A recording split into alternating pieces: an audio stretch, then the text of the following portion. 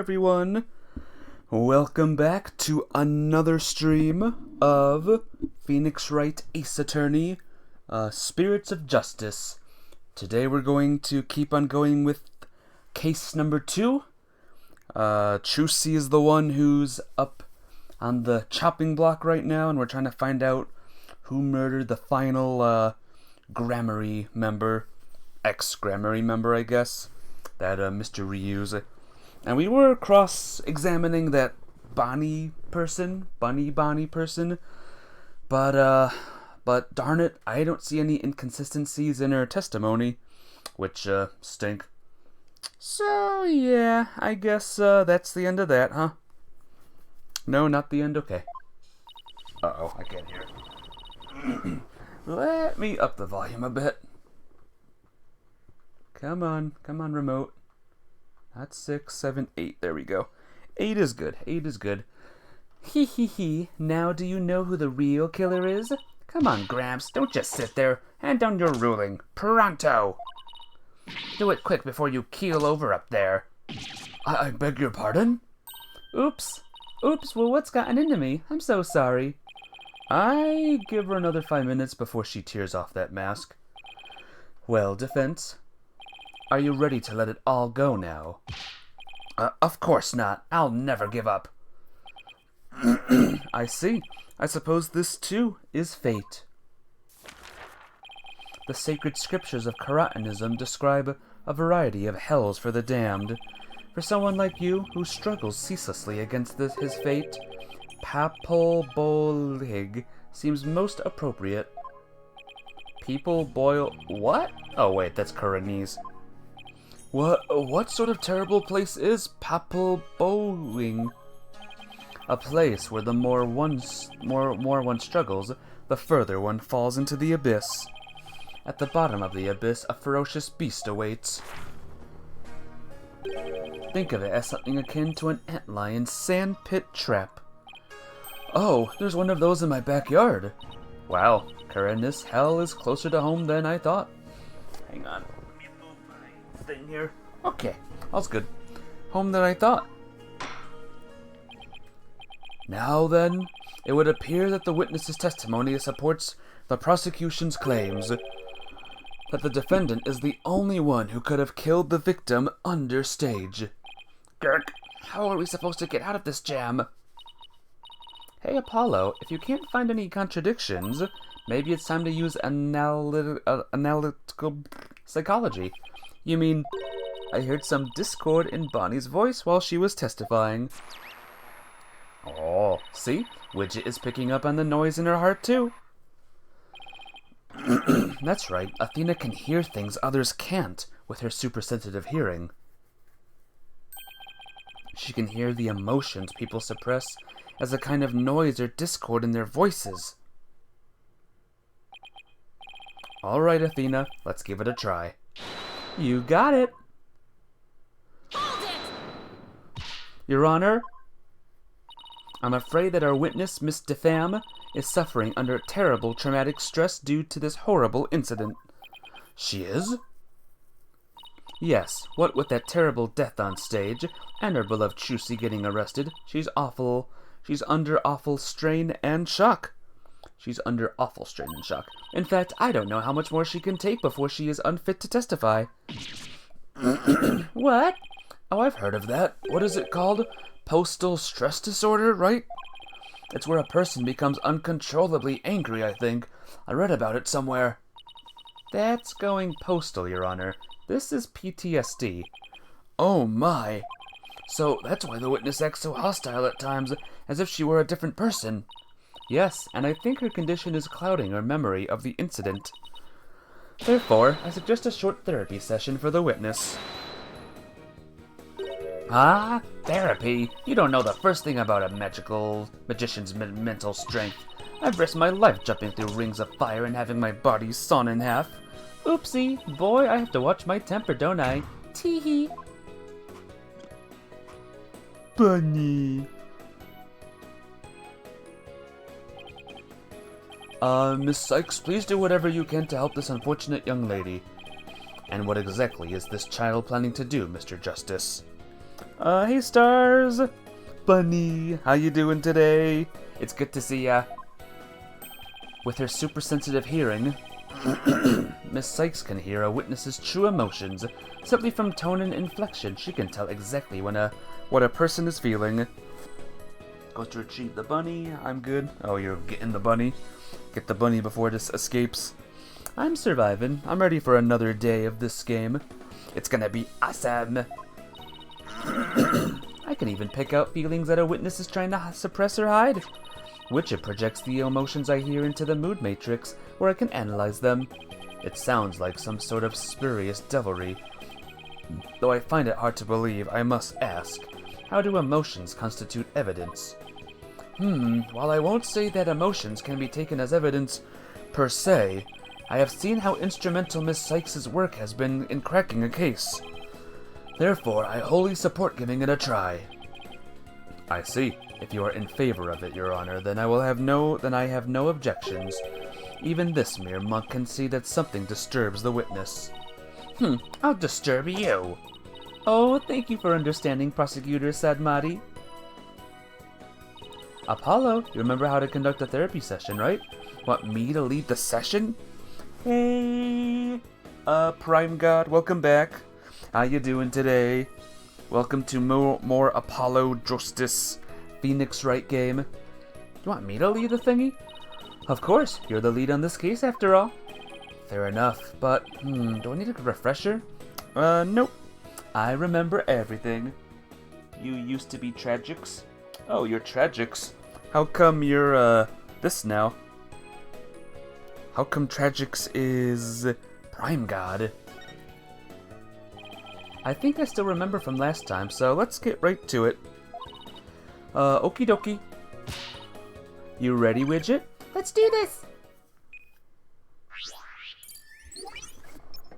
You're a GD YouTuber?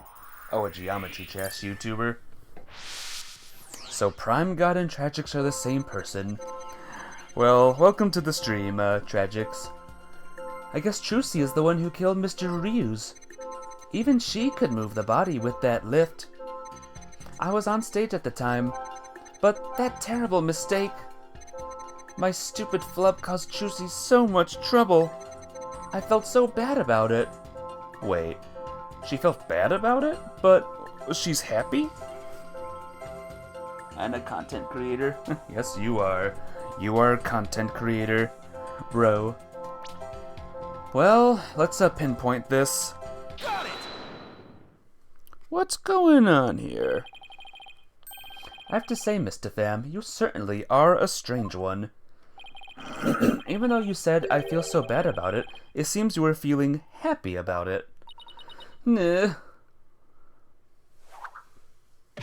Ouch! I think I can guess why you were feeling happy. It must be because, you messed Trucy up. Oh, you think you got her name? Bonnie. Bonnie the bunny girl. Hey, Kenny Lee. You have no clue how you would know. Good evenings. How you doing? It's good to see ya. You messed Trucy up. Give me a second. Okay. I think you were happy because you messed the defendant up. I'm right, aren't I? You gotta be kidding me. Why would I be happy I messed Trucy up? I'm a big fan of hers. Because we saw you. I hate her. I loathe her. I can't stand Trucy Wright. Just because she's a little good at magic, she thinks she's all that. So this is exactly what that sniveling brat deserves. If you say it like Fame, then her name is Defame. To mean to inquire or destroy the reputation of. So she's trying to defame Trucy Wright. I love that. I love the pun names in this game. You love being warm, but right now you're hot, so you're doing bad. Oh no. Are you feeling sickish? Sickish? We saw how you said you hated Trucy, right? How you were glad she was in trouble, and even how it was what she deserved. Ouch! It looks like I hit the bunny on the head, so to speak. Yeah. You're doing bad too? What's going on, Tragics? Talk to me, my friend. You're sickening but not sick. You're sickening. I hope you feel better. Drink ginger ale, okay? Apollo, the noise level dropped. Now if we could get it down to 0... Well, Miss Defame, are you ready to confess how you really feel? What? What do you mean? I'm Bonnie, the sweet, cute little bunny. I'm a rookie magician working hard to be just like my idol Chusy. That's the character I'm supposed to be. We went through a really messy breakup and we hurled insults at each other. Oh, really? Sorry about that. That's rough. Breakups are never ever easy. You'll find someone new, Tragics, I promise ya. If your ex-person is insulting you, then maybe she never was the one from the beginning. You will find someone better, I guarantee it, my friend. Keep that up, Miss Defame, and you're going to have a mental breakdown. Just let yourself be who you really are. Who I really am? The two sides of you are fighting each other and doing you psychic harm. You drink ginger, no work. You drink ginger, no work. Try more. I don't know. Although you have a full 4-week internship at Lutron? I don't know what that is, but that sounds pretty cool though. I wish you luck at it. The two sides of you are fighting each other. I can hear them, two distinct voices battling inside you. Shut your pie hole, you know-nothing know-it-all. I mean, you mustn't say things like that or I might get flustered. Miss Defame, how long do you insist on maintaining wolves in sheep clothing act? We can't end this therapy session until you get real with us. Set the wild beast inside you free! They make light dimmers? That's pretty cool. I wish you luck at it. It's an electric company. I wish you luck at it. Give that job hell. Or do good at it. Ouch! Arg! Grrr!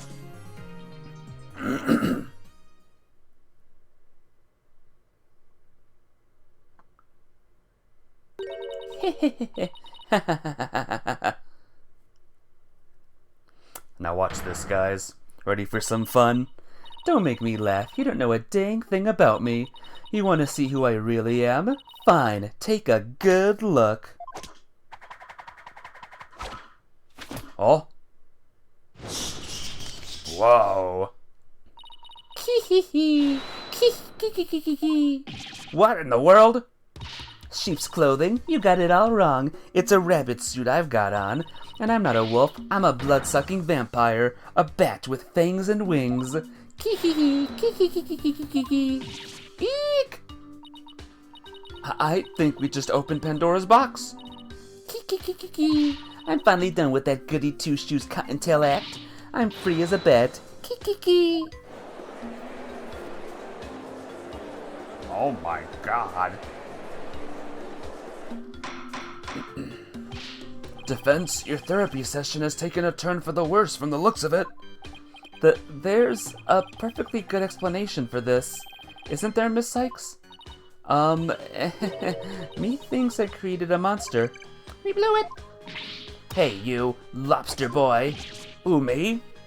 You think I'm glad Trucy is in trouble? That I think she's getting her just desserts? Well, guess what? You're right. Kiki.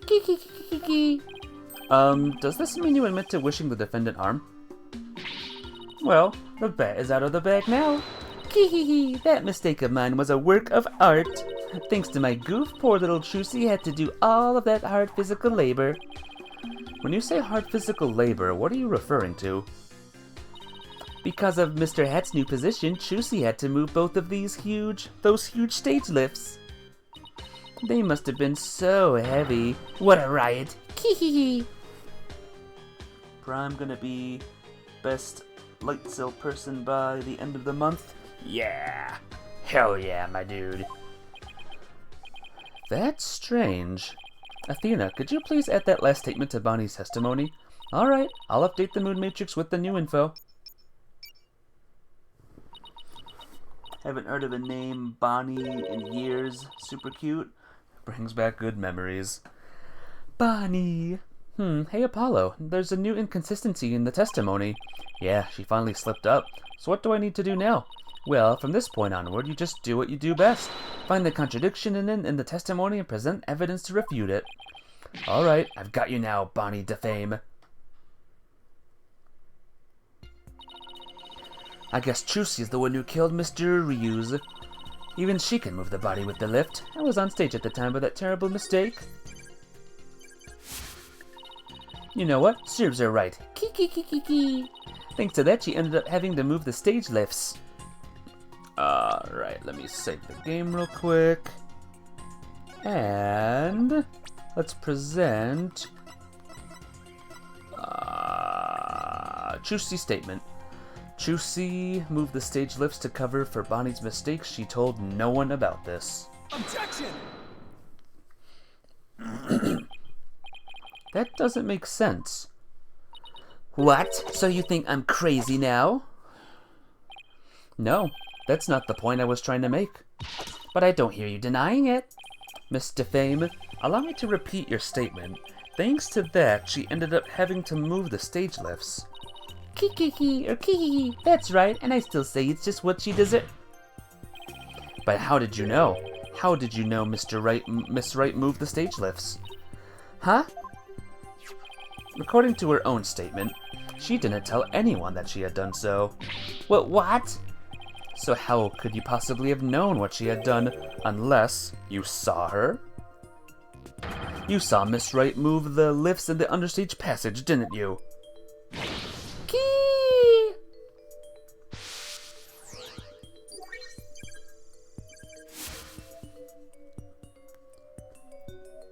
But how though? She was on stage.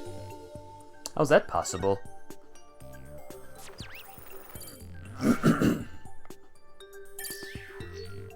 Bye-bye.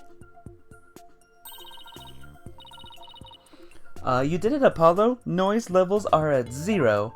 But Mr. Justice, wouldn't that mean... Yes, Your Honor. Miss Defame herself was under the stage where the victim was killed. How is it so much wind getting in there to move her umbrella? That's just how it goes.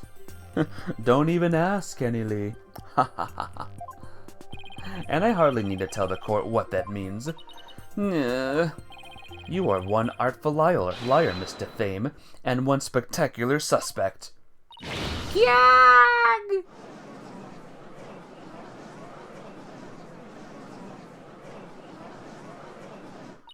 Why, you shiny red lobster boy? You're saying I killed Mr. Ryuz? I'm saying that it's a possibility. What's more, I say you had a solid motive to frame my client for the murder as well. My apologies for raining on the defense's merry revelry. But you seem to have forgotten one very important point. Oh, really? The TV footage. As you can clearly see, Miss Defame was on the stage the whole time. The entire audience can bear witness to that fact, including you. Oh, yeah.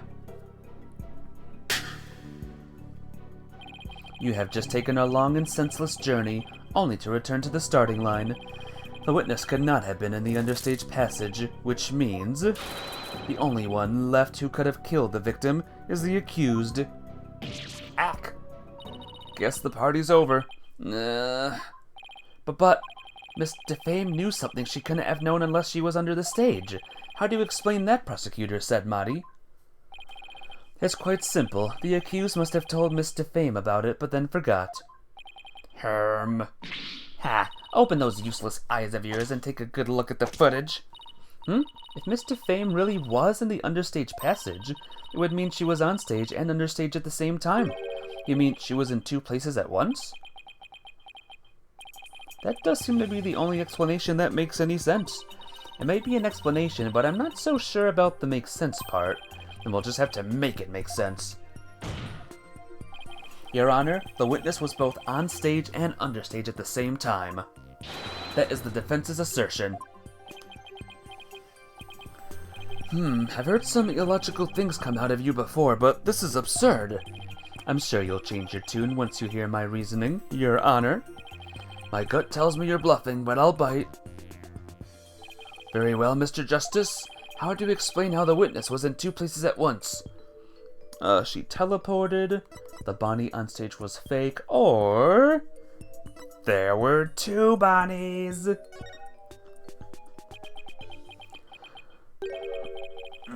There were two Bonnies, Your Honor. If that were the case, it would all make sense, wouldn't it? There were two of them? I suspected you had a few screws loose, but now I see some are missing altogether. Is there a toolkit in this courtroom, Your Honor? I suppose 2, nor 3 screws to the head should right in his putrid brain. Very well. Bailiff, could you... No, wait. Please listen to my argument. Very well.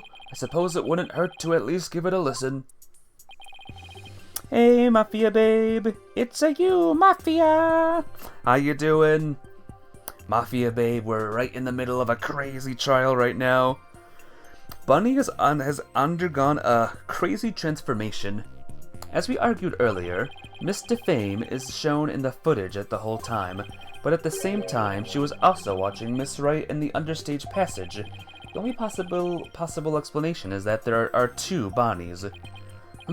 That almost sounds like it makes sense. What do you think, prosecutor? Said Marty. Oh, there's the prosecutor, by the way, Mafia babe. There he is. Eats a banana. Cool. Eat Mafia babe and she'll have a good bananas. This humble servant of the Holy Mother is of the opinion that we should lose no time in replacing the defense's many lost screws. But Apollo, it goes against reality itself to say that one person is actually two. But we don't have to be bound by reality. After all, we're talking about magic here.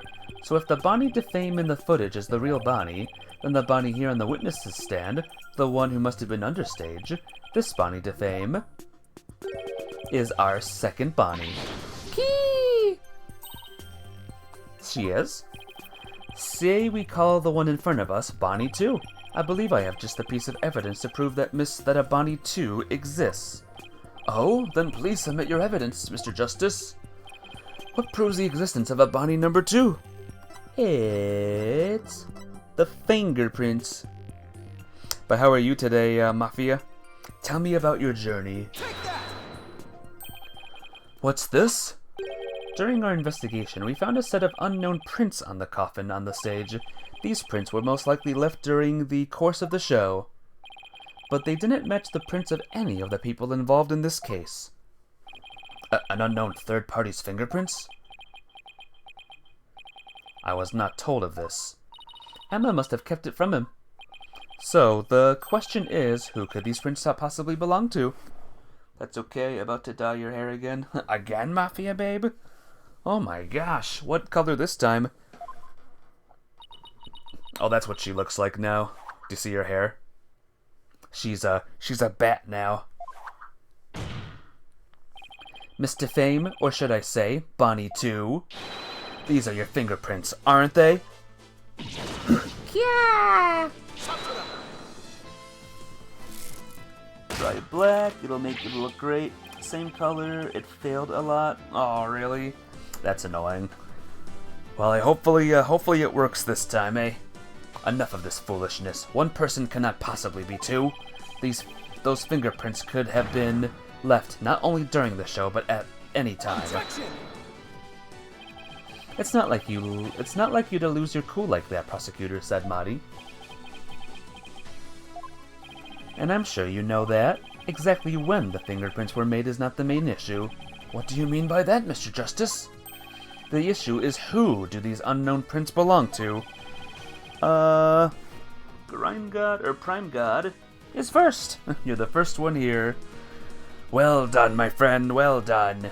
The prize is you are first. But what if they belong to the person standing right in front of us? Oh, you mean Bonnie 2 is the second Bonnie? Is that what you're implying? Nah, it's preposterous to suggest that those prints belong to the witness. Someone didn't claim the first? Yeah. It's whoever claims it first that's the true first person here. I say they must belong to some other unknown individual. Prosecutor Sadamati, can you really look at her and still say that? What are you looking at? Take a picture. It'll last longer. How could this be? Oh, well. Oh, well. Yeah, you got it. If we check her prints, I'm sure they'll match the unknown set. Slap. Well, Bonnie, the prints that don't belong to the real you belong to you, don't they, Bonnie too? Witness, is what the defense has said true? Fine, I'll admit it. The fingerprints are mine. Then does that mean you aren't Bonnie DeFame? What? Ridiculous. Prime is the lucky winner. Yep. Are there really two Bonnies? Nope, there's only one Bonnie. That's because I'm Betty. Betty DeFame. What? Ladies and gentlemen of the court, it's time for a wondrous magic show. Gasp in amazement at the lagomorphing illusionist performs her teleportation magic. Watch closely. It's showtime!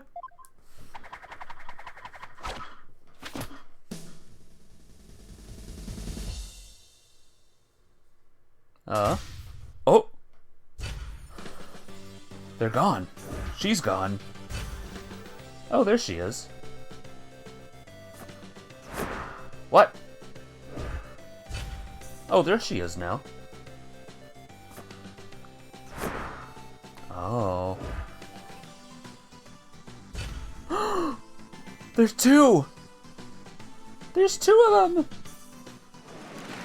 Oh my gosh!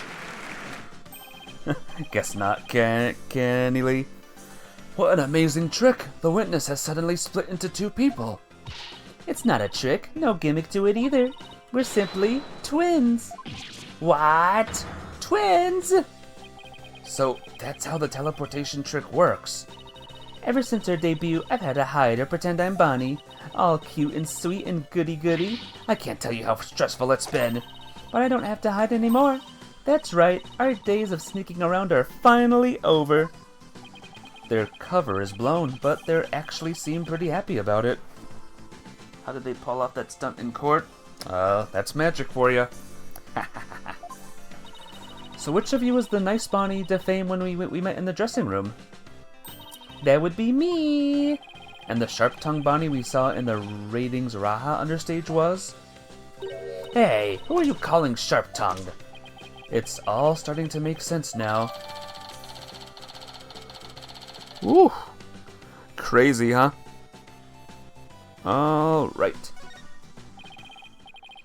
So, Mr. Justice, this changes the facts of the case rather dramatically, doesn't it? It certainly does. During the show, it was Bonnie who was on stage the whole time. So Bonnie couldn't have committed the crime. But Betty, on the other hand, who was understage, did have the opportunity. You like it? Magic is always great. Yeah.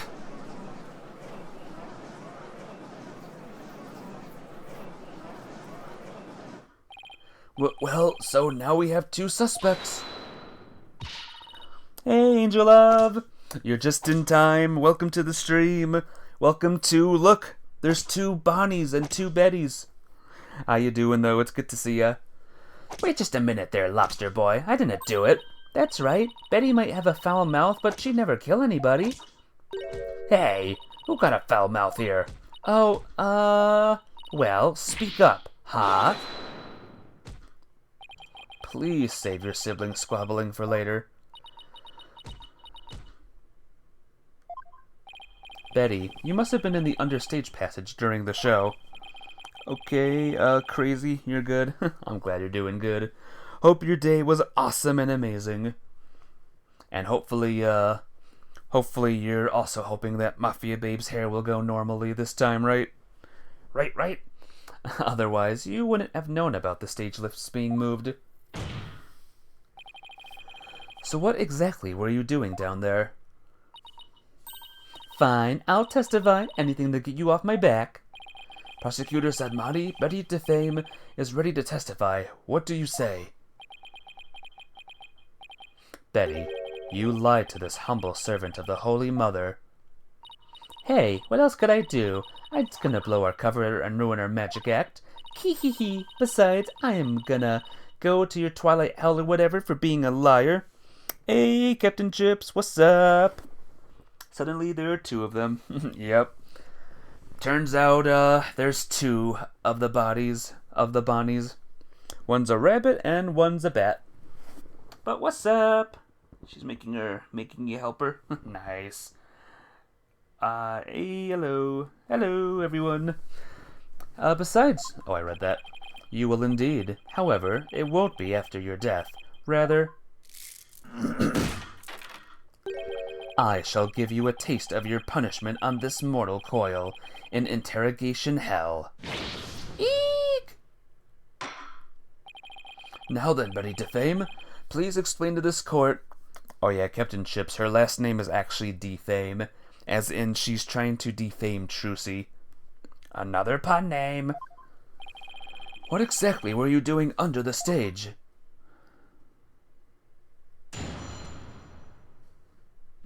I know, isn't it great? It's true, I had business in the understage passage because of the upcoming trick. It was the fire trick, right? The one Mr. Reuse was supposed to use? That's right, it's a very dangerous trick, so I had to make sure we were prepared for it.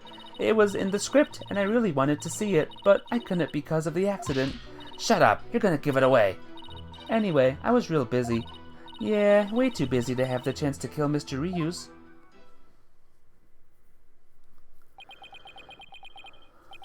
Well, that was certainly different. Hee. Now how's that for a flawless testimony and alibi?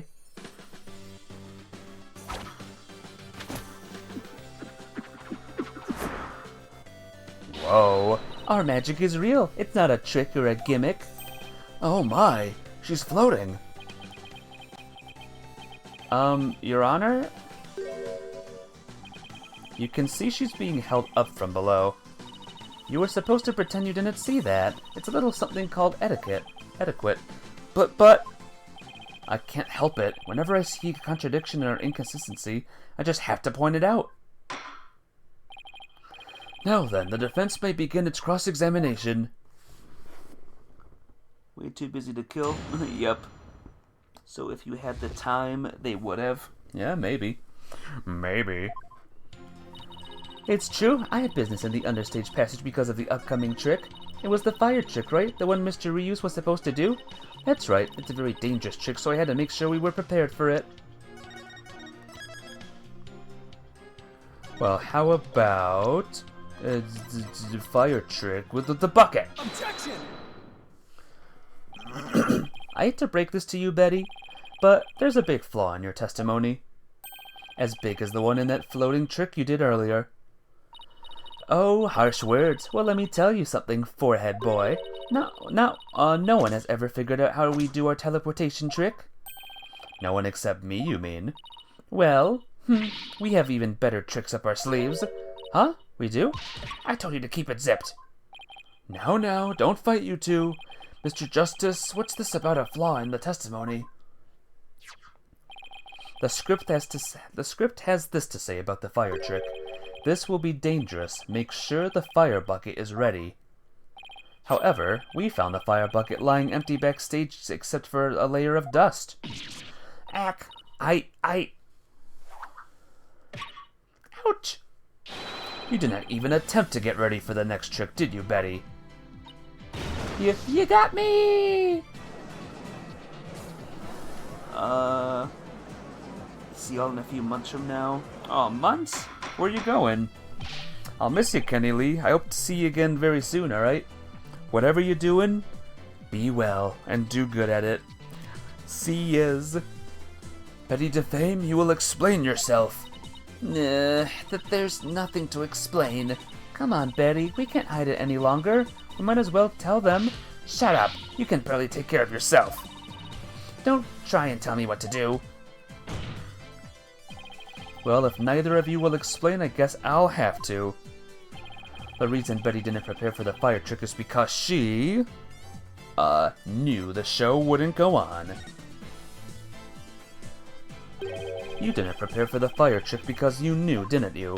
You knew that the body would be found and that the show would then be cancelled. Ag!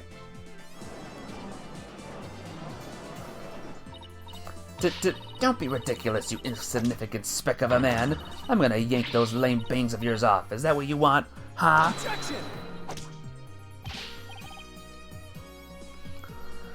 Whatever. They can grow back. Now stop stalling and just tell us the truth already. I can't reveal my secrets. I'm a magician. You have been chasing the shadow of an illusory culprit defense. And having chanced upon a convenient target, you have let yourself get carried away. Exactly. Where's your proof? Huh? And yet, I can see that the witness's taste for false words has also been proven. I advise you to confine your deceitful trickery to your magic act, witness. Grr, deceitful trickery.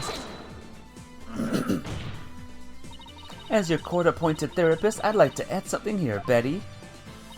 You finally let yourself be who you really are. But if you continue to hide behind lies, you'll just be imprisoning your heart all over again. You forgot it's your brother's birthday? Ooh, wish him a happy birthday for me, alright? If he comes to the stream, I'll sing happy birthday to him, tomorrow.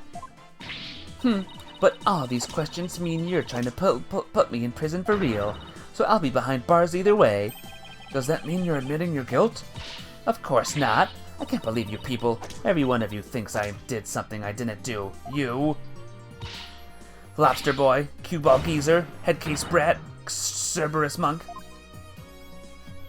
Would she get in trouble for that? For insulting everyone? Cue ball geezer? Headcase brat? Really?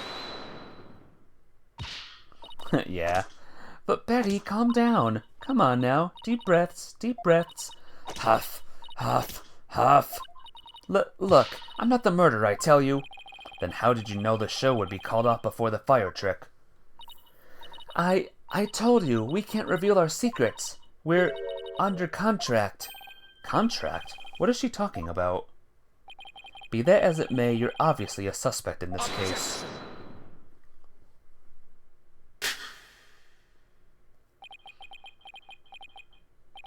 I'm beginning to see the karmic threads that make up the intricate tapestry that is this case. Huh? Allow me to summarize your assertions, defense. First, that the victim was killed in the understage passage, and second, that the witness and the accused are the only two who could have done it. Exactly. What's more, Betty knew that the body would be found, and that the magic show would then be called off. Therefore, it's reasonable to conclude that Betty killed the victim understage. But what if Betty knew that the show would be called off for some other reason? Like what? In the course of my investigation, I found it strange that the dragon set piece fell when it did. That, in conjunction with the body tumbling from the coffin in such a dramatic fashion, all seemed too perfect for mere happenstance.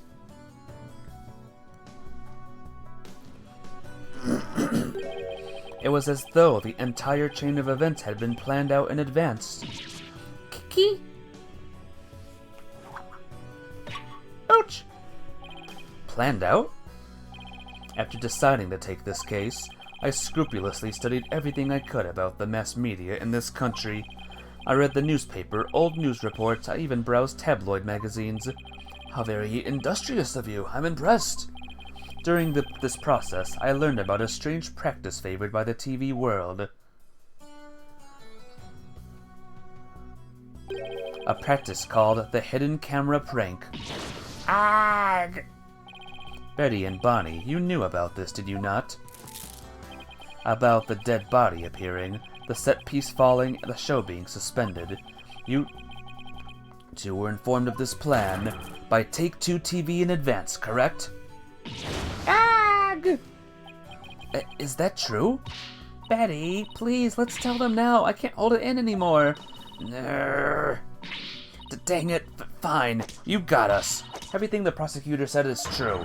The TV station paid us to cooperate with them on this plan. It was all a prank, a big setup planned out in advance. Mr. Ryu showing up dead in his coffin. The set piece falling down. It was all completely scripted. It was all a prank?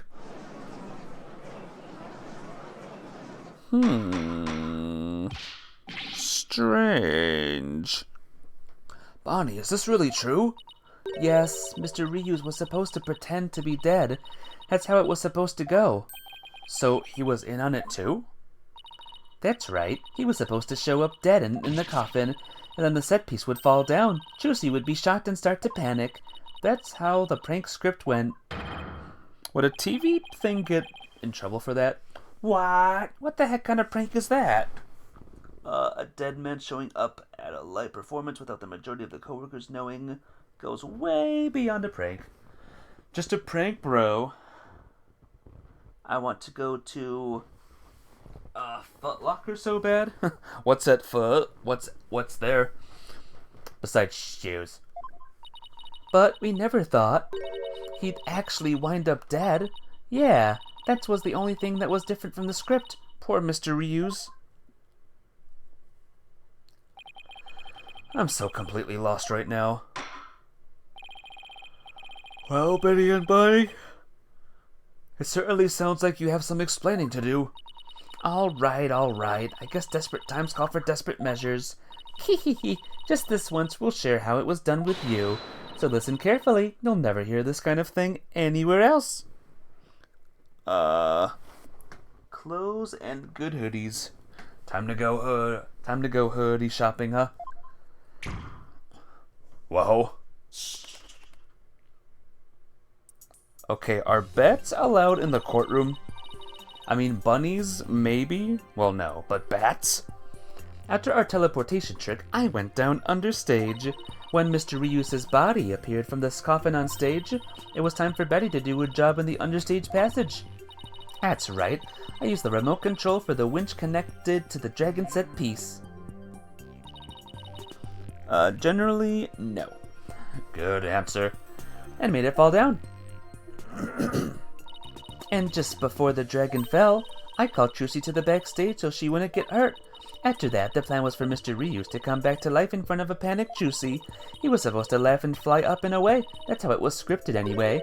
But for some reason, he really did turn up dead, so he kinda just stayed on the ground. What kind of sick joke is that? It sounds like the terrible, mean-spirited prank to me. The poor defendant was trying to do her magic show. I guess so. I'm sorry, Juicy. Whatever. It was all the ratings Raha's idea anyway. Yeah, it sounds like just the kind of thing a guy like him would come up with. This is the prank plan script we got from the ratings Raha. Do you think the ratings Raha is in trouble, guys? For doing this? Dang it, you made us break our contract. Now we won't get paid. But where does this all leave us? Who killed the victim, and when? Yes, exactly. Those are the key questions. If Mr. Ryus was only pretending to be dead in the coffin as part of the prank. Probably. Probably. Then when he was under stage, there would still be life within him. And if that is the case, then Betty, who was also under stage, may be excluded from our list of suspects.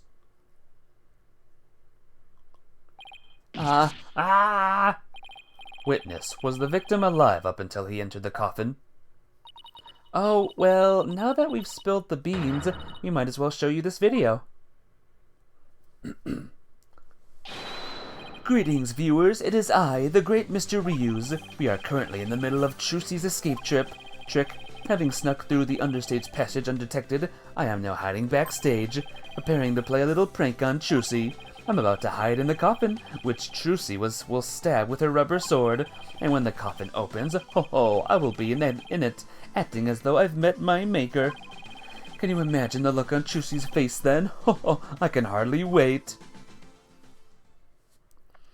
Is this guy kind of a jerk too? He's about to hide in the coffin?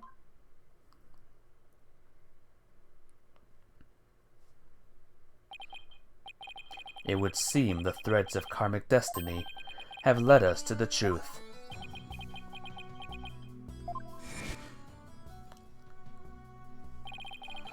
The victim passed through the understage where Betty DeFame was.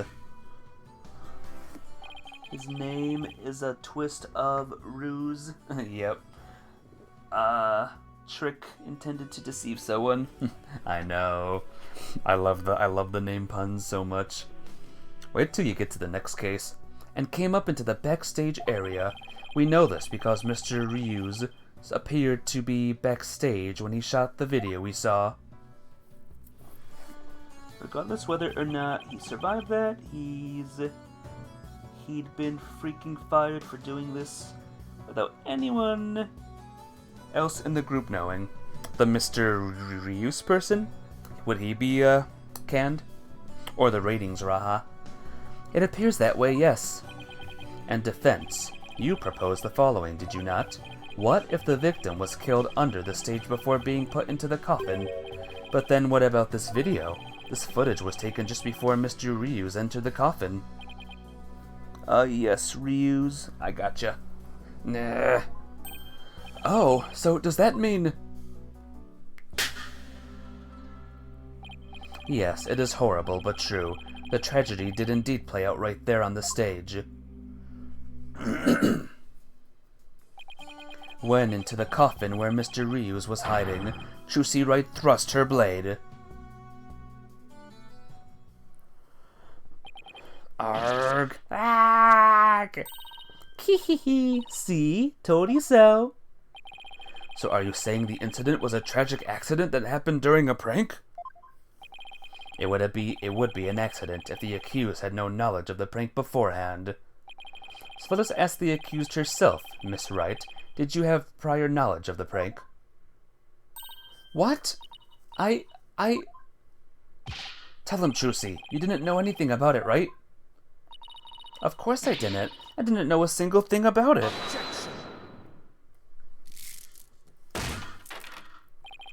Still think you can play innocent, do you? In that case, you leave me little choice but to present this piece of evidence. It looks like some sort of note? That's... I found this note in the dressing room after the incident. At the time, I did not understand what it meant, but it all is clear to me now. Worth noting, this would not qualify as manslaughter on her part. The DeFame twins would be tagged for manslaughter. I gotcha. They would be tagged. But what if they didn't know about the stabbing part, though? Like the dead stabbing part? Well, more on that later. What's this? Let's see. It says, get the video camera after Mr. Ryu's comes tumbling out. It's a note signed by the accused, instructing Bonnie to collect Mr. Ryu's video camera from him, it seems. I don't get it. It doesn't make any sense. I found it in the dressing room before the show. When I saw it, I realized that Trucy knew about the prank. It does bear her signature, I'll give you that much. Uh-oh. It would be me. You killed him in super speed. Oh, it would be you. Oh, fudge. Irrelevant, they knew the idea was to get Trucy to stab him. Also, carbon paper. Fake. So the defendant had prior knowledge of the prank. It would appear so, yes. When she learned about the plan to trick her, she decided to use it to her own advantage. So she thrust the steel sword into the coffin where the victim stood chuckling to himself.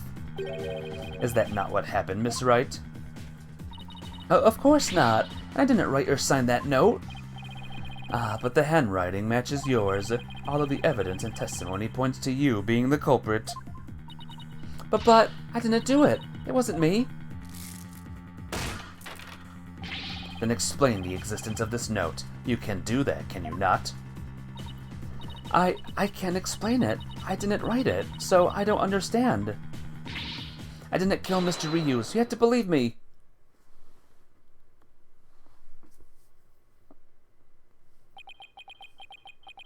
No. You're the culprit, you did it, reverse Flash style. Oh no. I thought it was Angel Love's, mission to kill all of the people in this game. Are you two in cahoots now? The silence is deafening. Continue struggling against the threads of your own karma if you wish, accused. Even as you are inescapably caught in the web of fate you've sprung for yourself. Well, game over, guys. Miss Wright, it is time to resign yourself to your fate. No, I didn't do it. Ha, I knew it. That sweet-looking girl, a murderer. She took all of us in with that act of hers. I told you I knew she was a homicidal little witch from the start. But I didn't do it. I really didn't.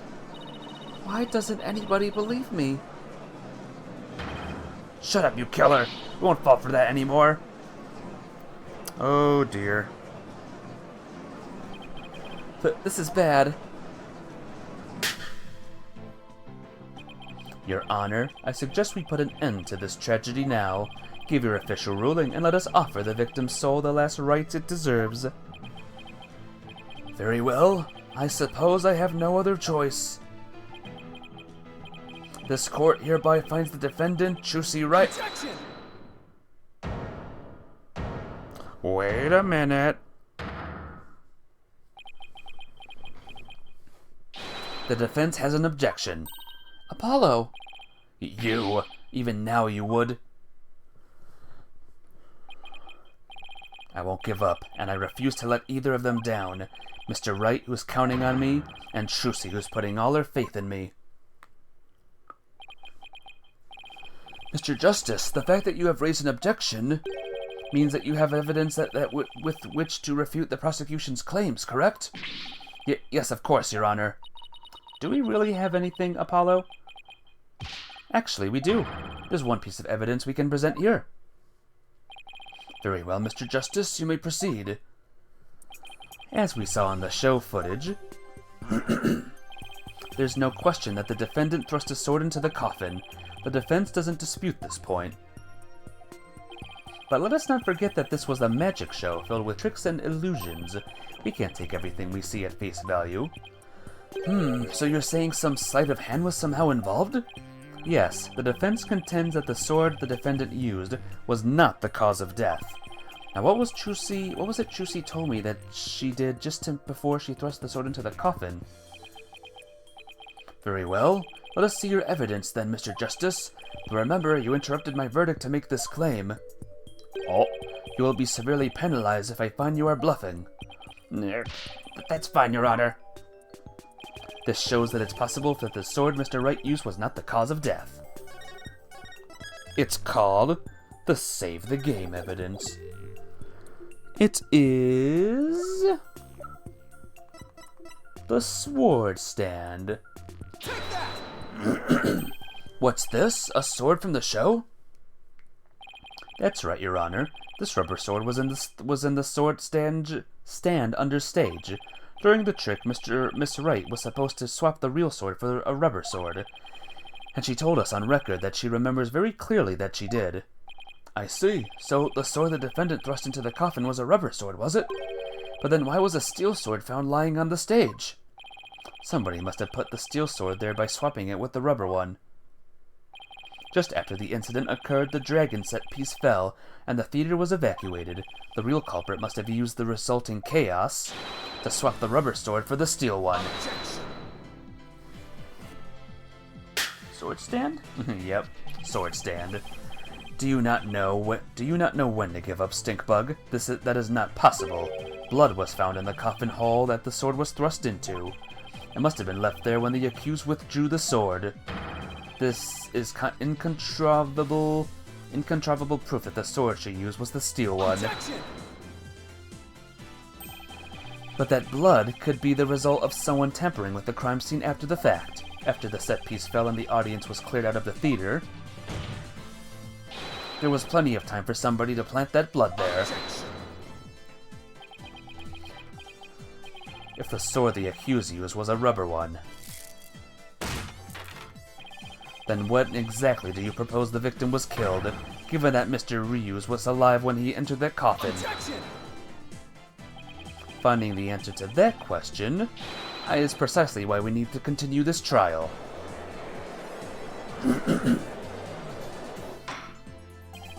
Let me express my opinion. By all accounts, it is certainly reasonable to suspect the defendant based on the evidence.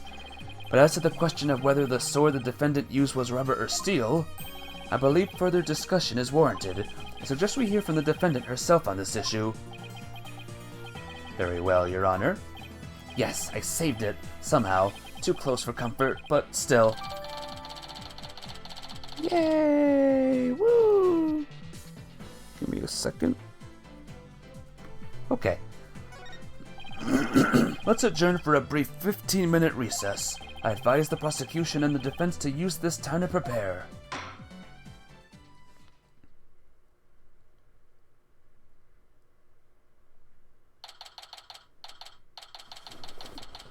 Doesn't the jury select the verdict?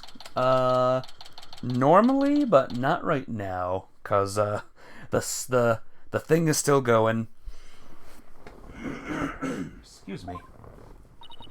Woo, that was hairy. Tell me about it. We barely made it through by the skin of my teeth. I can't say I'm crazy about that prosecutor Sadmati either. You know, with the way he says let it go and move on, as if it's nothing. Let it go and move on, huh? Whoa, boy, am I interrupting a secret conclave of villains or something? Hey, it's this guy.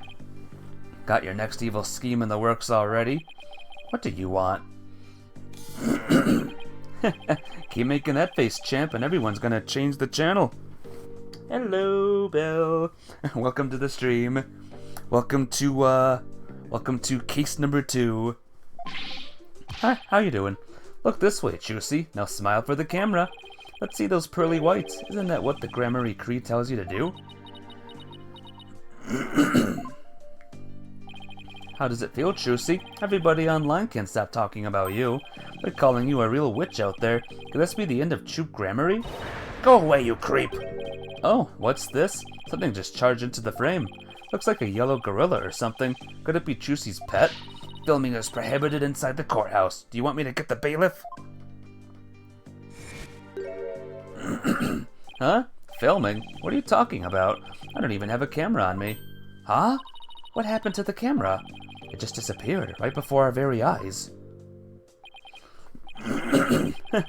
I'll be enjoying the rest of the Chusey show from the gallery. I put out a call for Chusey's fans to come and support her earlier, by the way. But I'll get some great footage out of them. This is gonna be good. Hang loose, baby. He called in some of Chusey's fans, but for what purpose? Apollo? That thing Mr. Retins just did? That was some high-level sleight of hand. Huh? Why would he know how to do something like that? I don't know, but he definitely has some serious magic skills. No way, but I thought he said magicians were all a bunch of good-for-nothings. Mr. Lawyer? Oh, hello, Bonnie. Can I help you with something? Well, there's something that's been bothering me. Really? What is it? Well, you see... Hey, dummy, what are you whispering to the lobster boy about? But, Betty, who the heck do you think you are? Are you crazy? You want a piece of this? This man is rapidly creating his way up to the kill this man list. Oh, yeah. This guy is something. Let me tell ya. You know you have to talk to me first before you do or say anything, you harebrain. Meep. But I... Shut your mouth, you dumb bunny. Come with me. Now! I wonder what was bothering her. There's no way we're finding that out with Betty constantly hovering over her like that. Court is about to reconvene. Will you be alright testifying? Yes, it's just... I wonder what Mr. Rettins has up his sleeve. I doubt he's bringing in an actual fans. Yeah, probably not. I wonder what he has up his sleeve, too. You better not be trying to get under Trucy's skin right now, of all times. You're Trucy Wright, and you'll be fine. Oh, there goes Apollo with his best trick. That's right, whenever I'm feeling down, I always tell myself I'm fine. Alright, I'll give it a try. I'm Trucy Wright, and I'm fine. Thanks, Polly. I think I can do this now. Atta girl. Good luck up there on the stand. You'll do great. Thanks, I'll be fine. I can do this. Alright, Justice, you can do this too. Time to focus on the rest of the trial.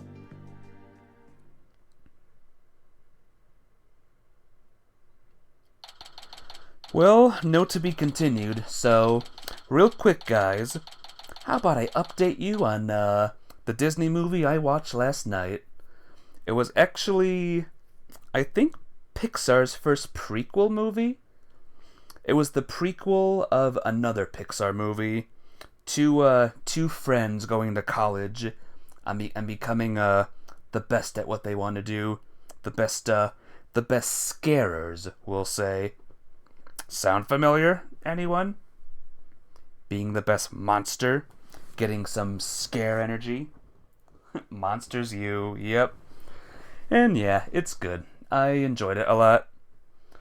As prequels go, it wasn't that bad at all. I love that movie. Me too.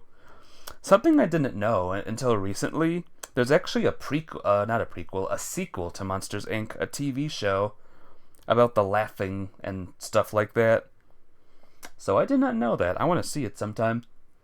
But yep, it was good. I like the centipede teacher. She was terrifying. But yep, that was last night's movie. It was good. Moving on. Let's go. Court is now back in session. Defendant, please step up to the witness stand. Trucy Wright, magician.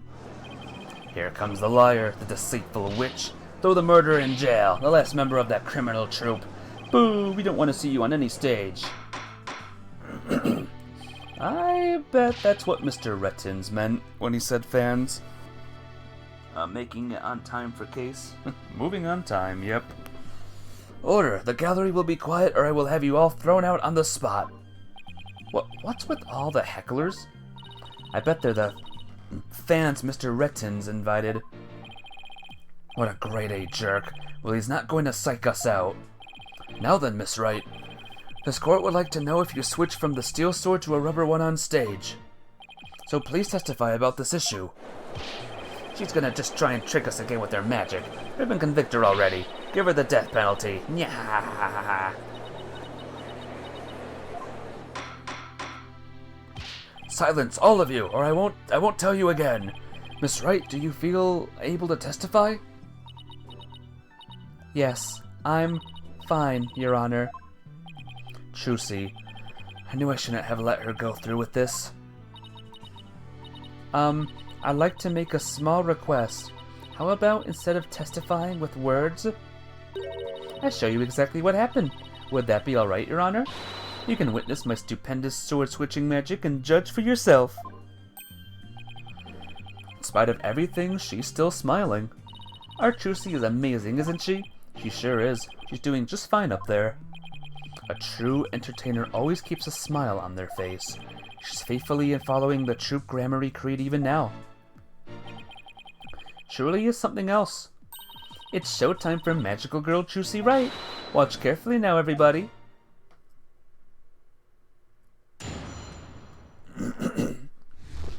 Wow, the stand's missing. This is a new one, guys. Ladies and gentlemen, please focus your attention on this sword. Allow me to demonstrate just how sharp this blade truly is. See that? No tricks or gimmicks. A very sharp sword indeed. Now then, ladies and gentlemen, Watch as I take this sword and... Presto, sorto! There, I've switched it. And now... Hup! As you can see, the blade is not steel, but rubber. Holy crap. But... Bravo, Miss Wright! Wow, she switched them in a flash! I couldn't see her do it at all. She's completely turned the room around. The hecklers are being drowned out by all the cheering. Where did the steel sword vanish off to, Mr. Wright? Miss Wright? In order to deepen our understanding of the case, please tell us if you would. I'm not asking out of mere curiosity, just so you know. I usually hide the steel sword backstage when I switch them during the show. So when you thrust the rubber sword into the coffin, the steel sword wasn't even on stage but behind the curtain? Exactly. So you see, there is a trick and a gimmick to it all. And as for where the steel sword went when I performed the trick just now, it's a secret. Wouldn't want to spoil the magic for you now, would I? Ho ho ho. That's our Chusey. Yeah, still. Miss Wright, that part where you spun around, that's an actual part of the sword switching trick you do for the show, right? Right. The other parts, like the apple, were just to help with my explanation here in court. That's funny. I think I found an inconsistency in her testimony. And it looks like I'm not the only one. I don't know what it's doing there, but now that I found it, I have to get to the bottom of it. Now then, Mr. Justice, you may go ahead and question the witness. But try not to ask dumb questions and spoil this wondrous magic. I thought this was supposed to be my cross-examination. So it was Chusey. Chusey's the real bad guy. Ladies and gentlemen, please focus your attention on the sword. I'm going to demonstrate just how sharp the blade truly is. See that? No tricks or gimmicks. Very sharp sword indeed. Now, ladies and gentlemen, watch I take the sword and... Presto sorto, there I've switched it. Oh, did you? Because...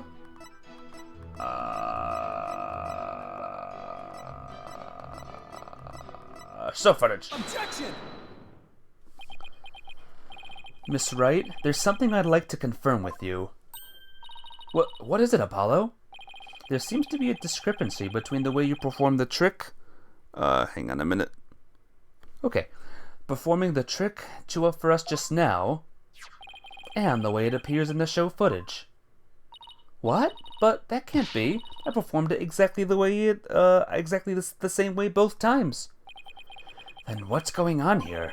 Miss Wright, I have the show footage right here, and the part where you twirl your cape around is missing from it. What? But I did it. So, it really is the exact moment you switched the swords? Yes, that's right. I knew it.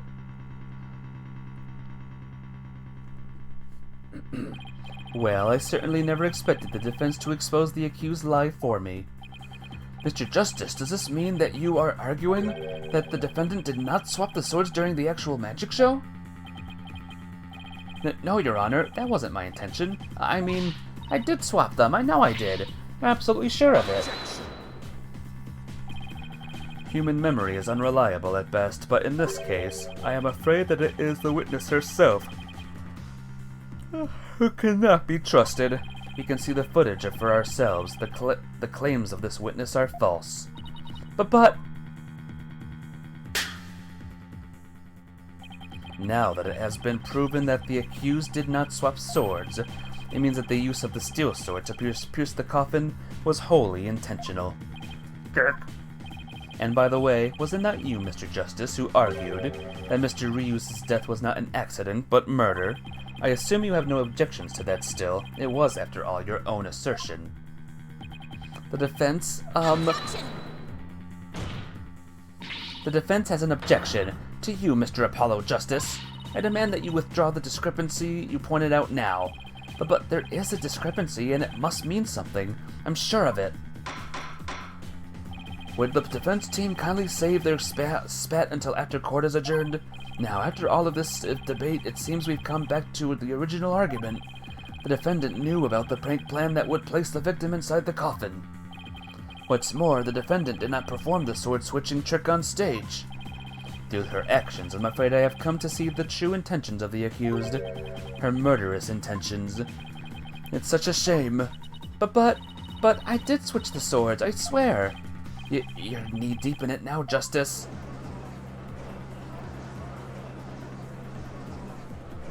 Oh boy. Huh? Excuse me? Let's see, you are... which one again? Benny? No, that's not right. Bonnie? It's Bonnie. You were mixing the two names together, Your Honor. Oh, pardon me, and do you have something you wish to say, Bonnie? Yes, Your Honor. I'd like to testify. About what? The more I think about it, the less possible it seems. I don't believe Chusi killed Mr. Ryu's. Bonnie? Hey, what's the big idea? Such an incredibly gifted and talented magician would never commit murder. I refuse to believe it. What are you talking about, you harebrained hare? Whoa! Hey, totally average gamer. Thank you for the raid. Welcome to the Ace Attorneys, my friend. I hope you're doing good. How was, your game? How was your game of Fallout 4, the misadventures, the breaking? But thank you so much. Welcome in, people who raided. All the raiders, it's good to see you all. You keep your trap shut. I got a bag of baby carrots for you, so chew on those and pipe down. Welcome to Apollo Justice Ace Attorney. Or, Phoenix Wright Ace Attorney. The Apollo Justice Trilogy. But yeah, welcome on in. We fixed it, restarted the game, and the audio enhancement setting was the issue. Really? Bethesda games, aren't they silly? But yeah, welcome to this game. I hope you like it. No, I won't be quiet. What's the matter with you? Didn't you hear me? Trucy said something to me once. Huh? She said, no matter how scared you get, no matter how mean people are to you, you can give in or give up. That's what being a professional magician is all about. They really are silly. BRB, alrighty, no problem. Good to see you here again, though. Isn't that right, Trucy? That's right, Bonnie. I've always been afraid to stand up to Betty, afraid to defy her, so I did what she said. But when I saw Trucy today, she gave me strength. She's just gonna try and trick us again with her magic. We've been convicted already. Give her the death penalty. Yeah, la la la la.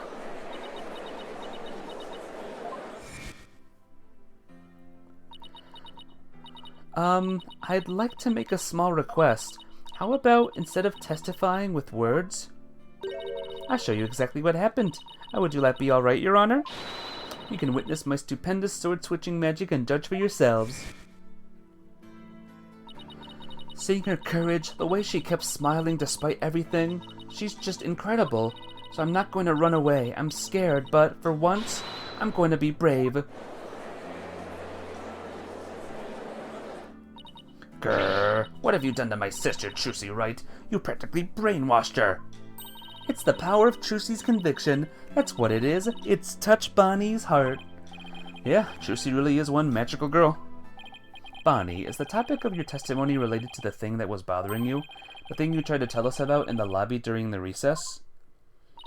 Yes, ever since I saw the show footage, something has been nagging at me. I'm not exactly sure what it is, but something is off. I feel like something about it is different from what I saw on the stage. What do you mean by that, Bonnie? I wonder if what was shown on TV is really the same as what happened on stage. Objection. Of course it is. The show had only just been performed once after all. It can't show anything other than what happened on that stage yesterday. Objection. But Bonnie's testimony deserves our attention. We have to examine the show footage. But what can we check it against? Do you have some other footage of the show? Well, I have some show footage. You do? One of the TV station's cameramen said that he was a fan of mine. He kept his camera on me throughout the entire show. And then afterwards, he gave me the footage he shot at the present. As a present. He did? To tell you the truth, I thought it was kind of creepy, so I was going to get rid of it. Hold it! Please submit that footage to the court.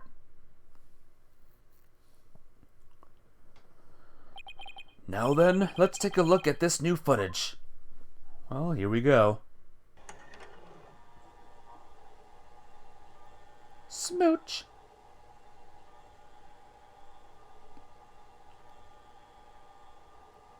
Okay, yeah, kinda creepy.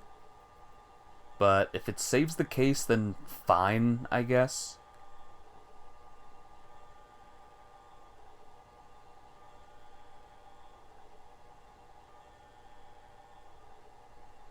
Oh, wow.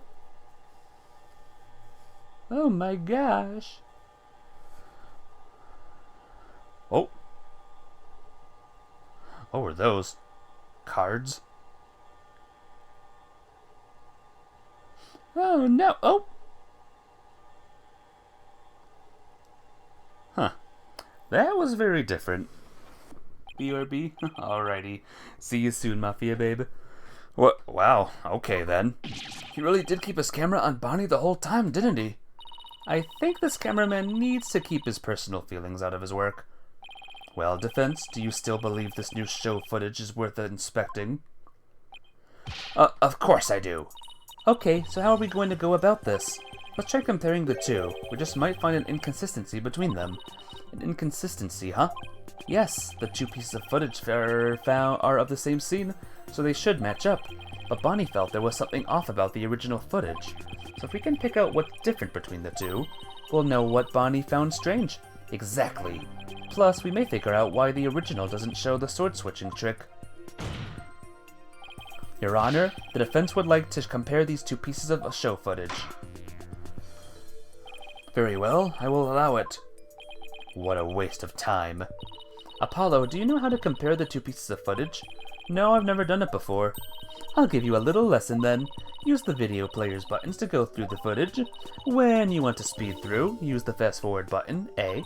And if you want to go back, use the rewind button, Y. If you want to halt the playback, just use the pause button. Oh, and by the way, if you fast forward or rewind when the playback is paused, you can do a slow frame-by-frame playback. Okay, and so how do I switch between the two videos? Just use the switch button, switch camera button L.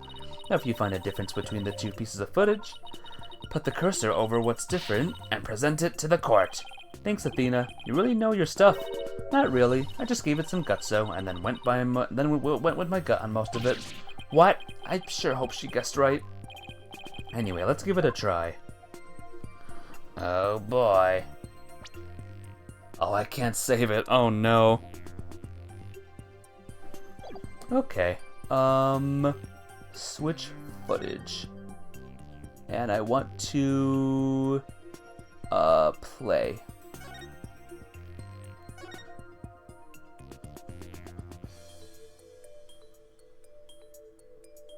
Pause.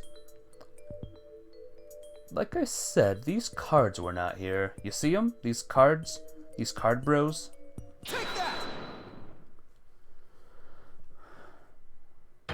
This is it right here. Take a good look at this scene and compare it to the video shot from the front. Oh, the playing cards don't appear in the video shot from the front. Give me a second, guys. Okay. Hey, you're right. What's going on here? Miss Wright, what can you tell us about these playing cards? Oh, those?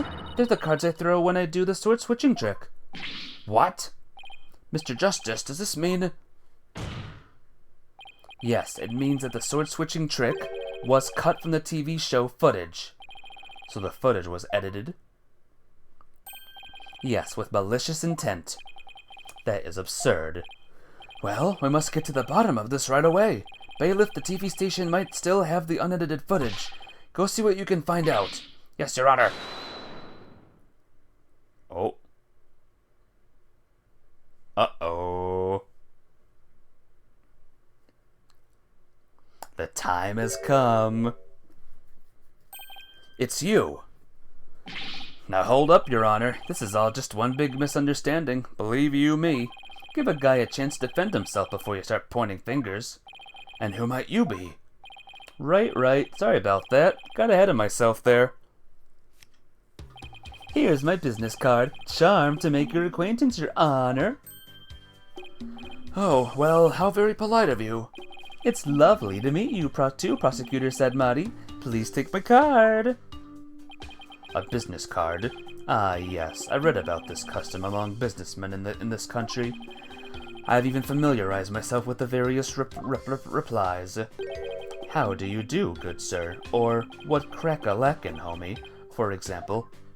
Oh ho, you're from Take-Two TV, are you, witness? Come to think of it, I believe I've seen you on television before. Yes, Roger Rettins, otherwise known as the Ratings Raha. He is a TV producer and appears on many of his own shows as of late. He is best known for his catchphrase, "Hang loose, baby." Oh my, so you're the Ratings Raha? Why would someone say that to... Getting a business card? Good question. Ask the good prosecutor. Hang loose, judgy baby. Nice courtroom you got here.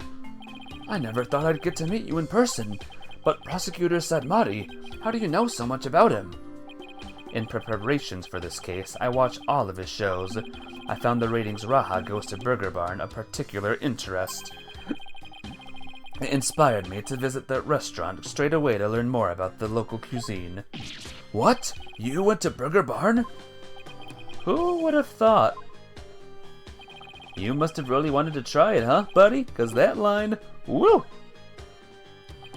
Compared to my aesthetic training, an hour's wait is nothing. Recommended the Southwestern burger with jalapeno jack cheese, by the way. Or you recommend. I'm having a really hard time picturing him in line for burgers. Prosecutor Sadmati. Sadmati's unexpected enthusiasm for food aside. Mr. Rettins, what is this misunderstanding you mentioned? Well, for starters, it's true that the footage was edited. You'll get your hands on this anywhere, so might as well show you the unedited footage. It's a pretty long video, so I'll just show you the part with the playing cards.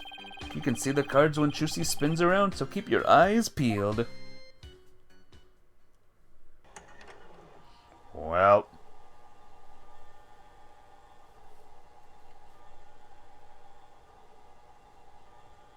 Spin!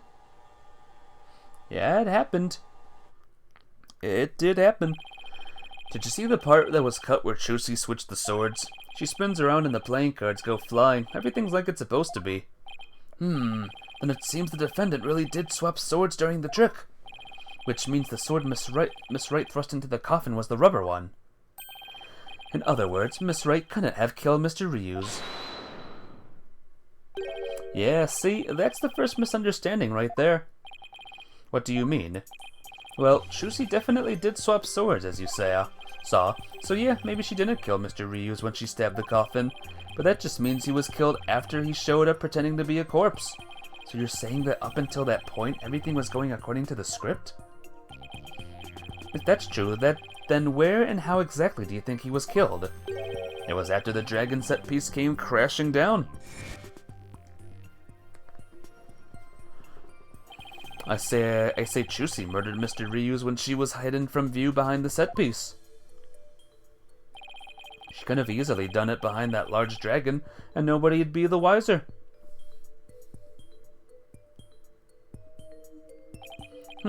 I see. Indeed, there is a ring of truth to your assertion.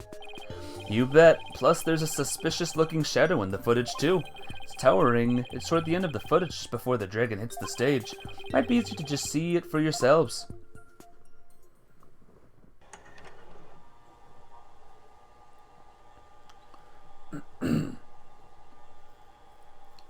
Oh no.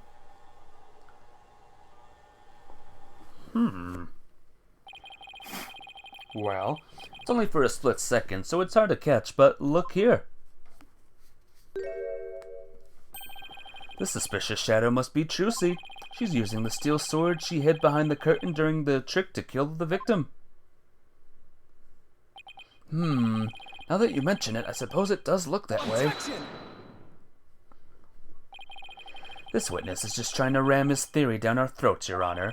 And that's not all. Aren't we forgetting that the witness willfully edited the sword switch out of the footage? You see? There's your second misunderstanding right there. Your Honor, would you mind if I testified about it? I've seen people testify on TV, and I've always wanted to give it a shot. That would be fine with me, Prosecutor Sadmati. This is quite unexpected. It threatens to disrupt the karmic course of this case. Hey, lighten up, pretty boy. You're gonna like what I've got to say. Promise. Very well. However, if you do anything to impede the last rites for the victim, I will have you removed. All right, with Prosecutor Sadmati's permission, please give us your testimony, Mr. Rettins. Roger Rettins, the ratings Raha, now Kaiser of the courtroom. I'm taking over the floor, so listen up, loyal viewers. What a nice guy, huh?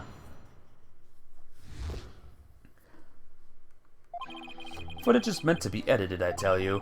Scenes are spliced together and longer boring scenes are cut off. All the stations edit footage this way. It wasn't like it was done maliciously or something. Just a coincidence that particular scene was cut. It wasn't intentional. Or what? You got some proof that I had an ulterior motive for editing that footage? Yeah, what would this guy's motive be? If he's the one, what's his motive? You're back for 5 minutes. Oh no. Nice. Well, for 5 minutes, we'll hopefully get through good. I see. So you're saying it was a coincidence that the sword swapping scene was cut? That's right. Glad you got the picture. Objection! In fact, he is taking all their stuff. But why kill someone, though? That's the real question. Coincidence? That's just a little too convenient, if you ask me. Oh, an objection? How cool. Sure packs a lot more punch when you hear it live. He's skilled in magic. He explicitly wants to see they fail. He's got beef with their family. I guess. But how does he know? But how does he know, though, the family in the first place? Do that again. I want to get another shot from a different angle. My objection is not for your entertainment. And cut. There. I got some good stuff there.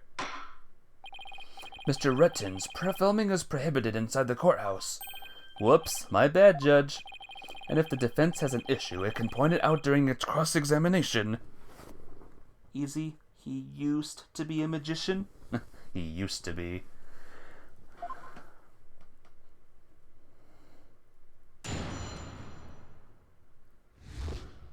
Just a random guy off the street or something like that.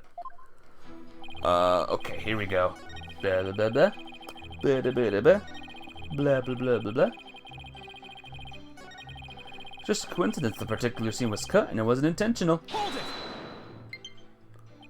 Not now. Of all the scenes you could have cut, why the sword switching trick?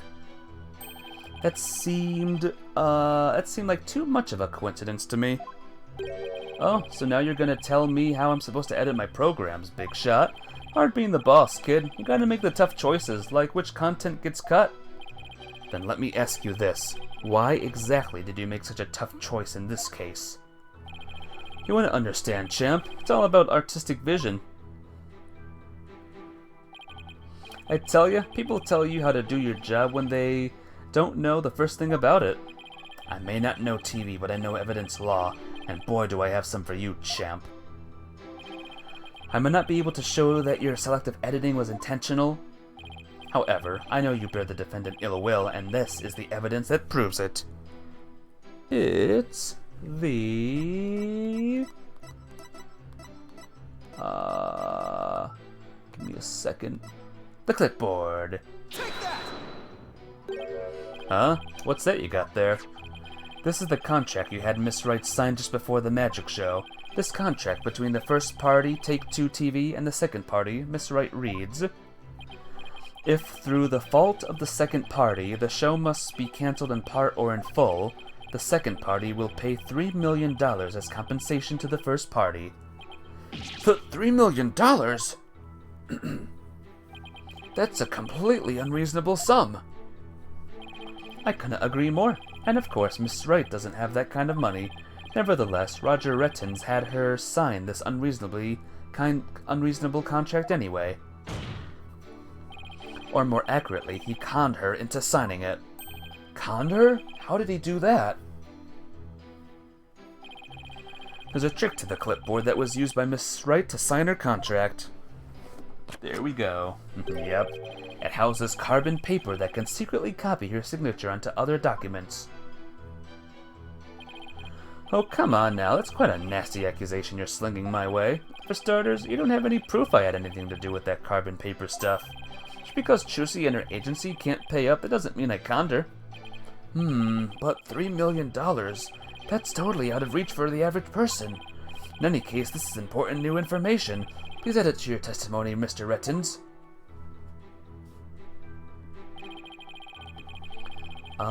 Where's your proof linking me to the tricked out clipboard? You don't have any, do you? Okay. Let me save real quick. Chusi's note. Objection! You must be quite the con man if you can fool a magician with a simple trick. But if you think you can con a lawyer, you're very much mistaken. Hey kid, would it kill you to enunciate in front of the camera? Like a newspackcaster. Think of the viewers. I'd like you to take a look at Miss Wright's signature here on this note. Now let's compare that signature to the one here on this contract. Well, would you look at that? They're exactly the same. That's right, Your Honor. Not just similar, but exactly the same. Nobody can sign their name in exactly the same way twice, unless it's a copy. Hello. It's... I can't see the name because it's blue and I can't see good. Well. It's Zelda Reyna. Welcome to the stream, Zelda Reyna. It's good to see you here. Yes, keep going. How are you? I'm doing great. How are you today? These signatures are proof positive that you conned Miss Wright, and they definitely prove your malicious intent. Say, not bad, lawyer guy. Didn't know you had it in you. This is really getting interesting now. It'll get great ratings for sure. Don't try to dodge the issue, Mr. Rettens. The fact that you bear ill will against my client. So the show footage was definitely edited with malicious intentions, isn't that right? What a forced argument, defense. All you have really proven is not his ill will toward Miss Wright, but his pecuniary greed. That's right, I just wanted money, baby. Fat checks, stacks of cheddar, that's all. After all, never even crossed paths with Juicy before this magic show, but I have absolutely no reason to bear her any ill will, right?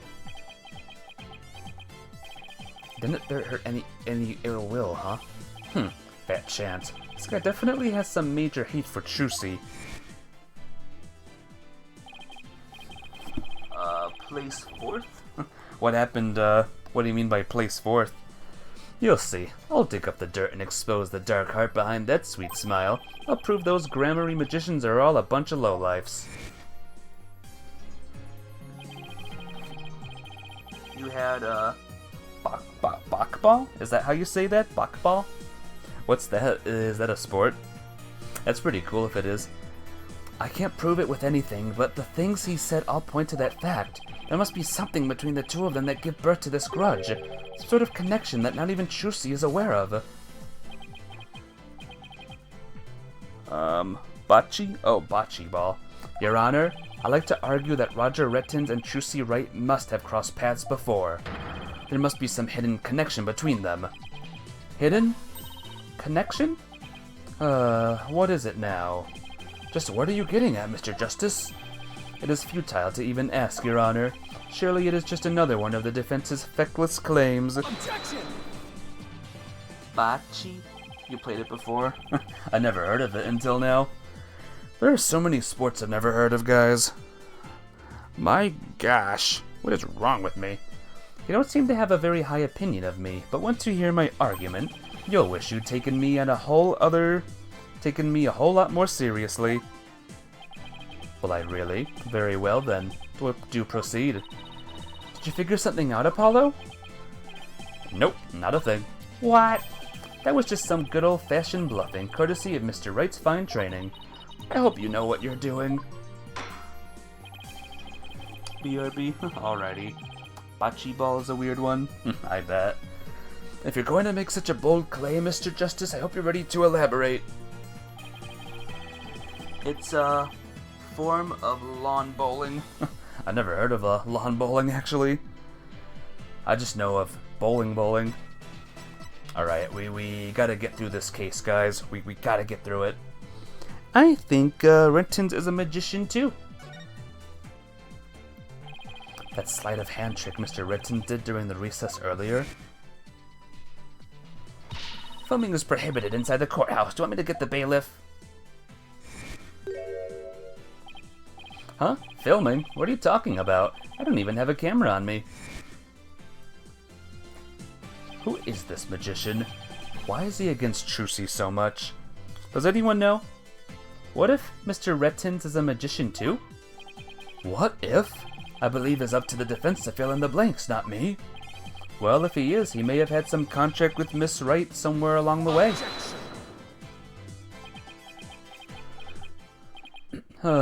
Your argument is hardly worth responding to. But by all means, please do continue. As a passage in the sacred scriptures of Quranism states, he who gives a sermon to a monkey is himself a monkey. Yeah, doesn't matter what you say to a dimwit, he isn't gonna get it anyway. But we saw Mr. Rittens perform a magic trick. He made his video camera disappear in the blink of an eye. Well, I think it would be pretty funny if I were a magician. Must have been seeing things. Want me to introduce you to a good eye doctor? If a connection as tenuous as that is all it takes, then every magician in the country could potentially bear ill will toward the accused. Ooh, you just looked it up, not going to say? Oh, don't look it up. Don't spoil. No, bad. I guess you're right. You're not the sharpest knife in the drawer, are you, short stuff? It would do well to cleanse that putrid mind of yours in the holy waters of Mount Pony. 3 days under the frigid waterfall, and even you should rise to the level of a monkey. A numbskull for a numbskull. Erg. Well, this numbskull has a thick skin, so there. I think I get what they're driving at. Even if he is a magician, it's not exactly a reason to bear a grudge against Trucy, is it? Hold on. I can think of one person. One magician who has a reason to bear a grudge against Trucy. Lol. Not gonna say you just spoiled it for yourself. You still want to see how they figure it out. One magician who bears a grudge. Oh? No way! Is something wrong, Mr. Justice? Your Honor, the defense wishes to submit evidence at this time. I see. And what sort of evidence do you have for us? Evidence that points to the real killer, the one who had the motive to commit this crime. What?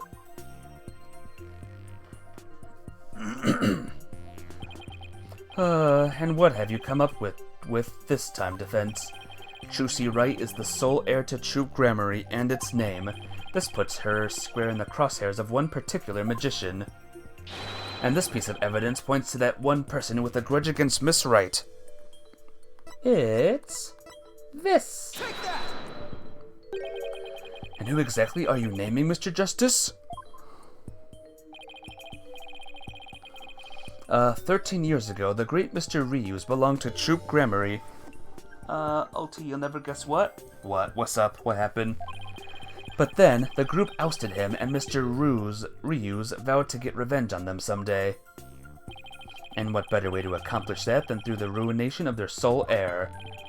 But Mr. Reeves was the victim, Mr. Justice. You've named a dead man as your suspect. But is he really dead?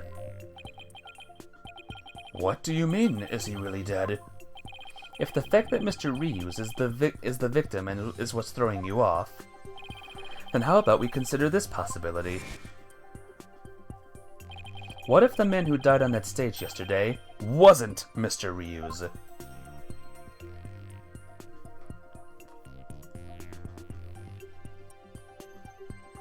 Well, well, well.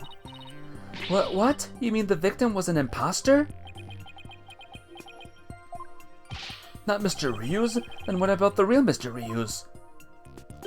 It would mean the real Mr. Ryu's is still alive. That's absurd.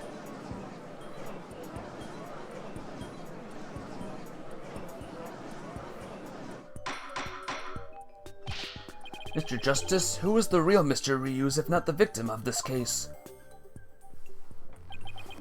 In fact, he's standing right there. Yep, it's all coming together now. I finally see the gimmick, the trick to this entire case. This should explain everything, Your Honor. The real killer, the one who hated Troop Gramarye and wanted to sully its name. The magician lurking in the shadows who set up a fake Mr. Ryu's in his stead.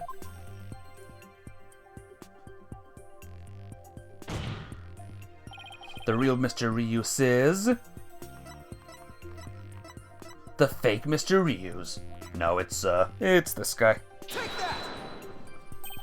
But that's... Yes, it is. Roger Rettins is the real Mr. Ryu's. What? And who's the dead guy? Oh, holy hollow red pepper, your impotent seeds spout naught but meaningless empty words. You can't possibly have proof to support such an outlandish theory. It's not a bad idea for a soap opera, but not even diehard fans of this genre would stick around past the pilot. You want proof? Well, I've got proof. I can prove it by... proving that the Mr. Ryu's in yesterday's magic show was a fake. And to do that... I just need you to look at this spot on this poster. How about... right there. You see that little thing there? Take that! This is the injury Mr. Ryu sustained while practicing a magic trick 13 years ago. However, the video the victim shot of himself shows no trace of that injury. Oh my, you're absolutely right. Now, Mr. Rettins, what do you suppose we'd find if we took a look at your right forearm? Is there by chance a nasty 13-year-old scar under that sleeve of yours?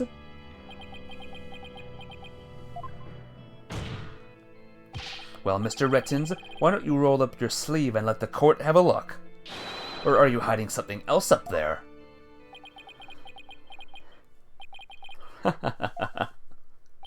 Come on now, I have nothing up my sleeve. I don't need to hide anything up there, because I require no tricks or gimmicks. For you see, my magic is the real deal.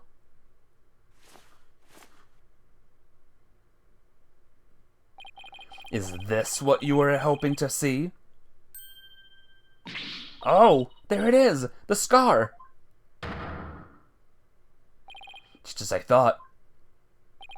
That's right, I am the forgotten magician, abandoned to the dark understage of history.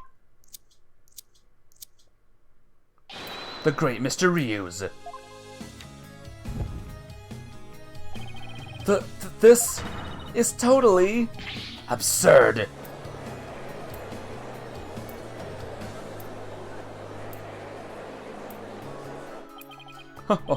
How ironic, wouldn't you say, that this odious mark carved into me by Troop Gramarye would bring me back into the limelight once more.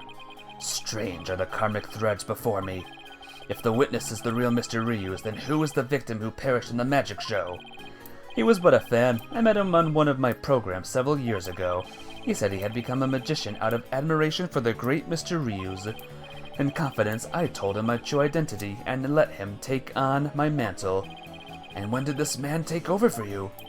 About 2 years ago. I taught him my tricks and even acted as his producer. And so, a mere amateur became a popular magician overnight, courtesy of my magic on the stage we call television. Hope you enjoyed the show. You really had us all fooled. Mr. Rettins, or should I say, Mr. Ryuz, in your hatred of true gramarye, you killed the victim, Mr. Mistree, and then set up Miss Wright to take the fall, didn't you? You did it all just to tarnish the gramarye name. I have no idea what you're talking about, lad. I set up the prank, that much is true, but it was simply a harmless joke on Trucy, I assure you. Yet she learned of the plan and made use of it to commit murder. That is how strongly the criminal element runs in the blood of these gramaries. But if it was a secret prank plan the very few people knew about, couldn't you have been the one to use it for murder instead? Gah! Yikes! Eek! His head! Just kidding. What the heck was that? Heed my words, lawyer lad, for I fear you grasping on reality is slipping. I do believe I told you that my magic is real, and employs neither tricks nor gimmicks. Enough with the ambiguity. Why don't you make your point already? My alibi is as pristine as ever. Wouldn't you agree, Prosecutor Sadmati?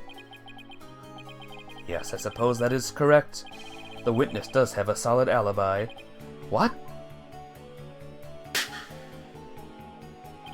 Recall, defense, that at the time of the magic show, Mr. Rettins was at the Take-Two TV. In fact, that many people can easily attest to. Gah! That's right, I forgot all about that. So what do you think, Your Honor? Would you like me to testify on the matter?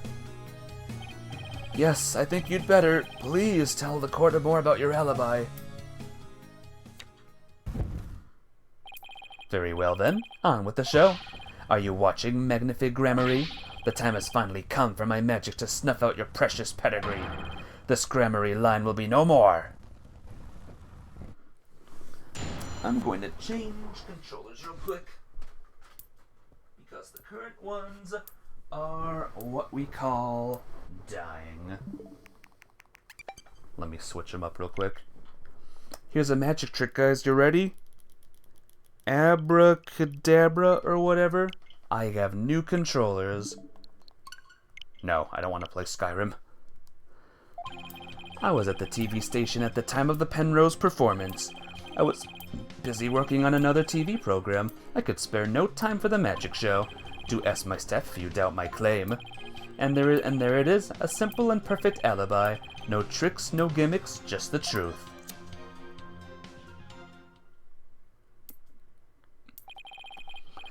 Do you understand now, perhaps? I did not grace the theater with my presence until after the incident, so how could I have committed the murder?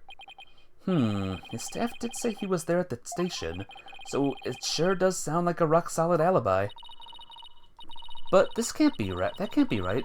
If Mr. Rettins is the killer, he'd have to have been at the theater. There's gotta be a hole somewhere in his story. I assure you there are no holes on Mr. Ryuz's stage. No tricks, no gimmicks, true magic doesn't need trapdoors to escape through. Do enjoy my show to the fullest, and my real alibi.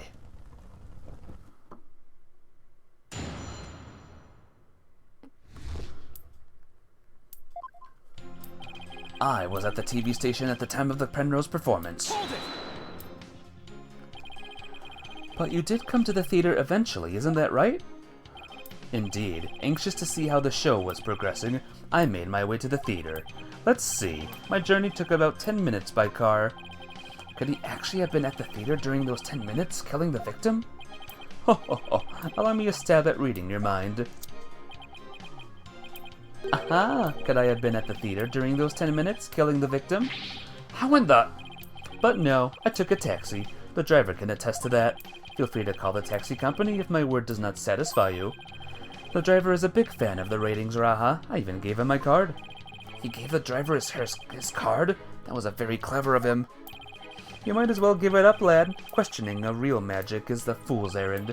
Besides, you know very well what I was doing at the time of the incident. I was busy working on another TV program. I could spare no time for the magic show. Hold it!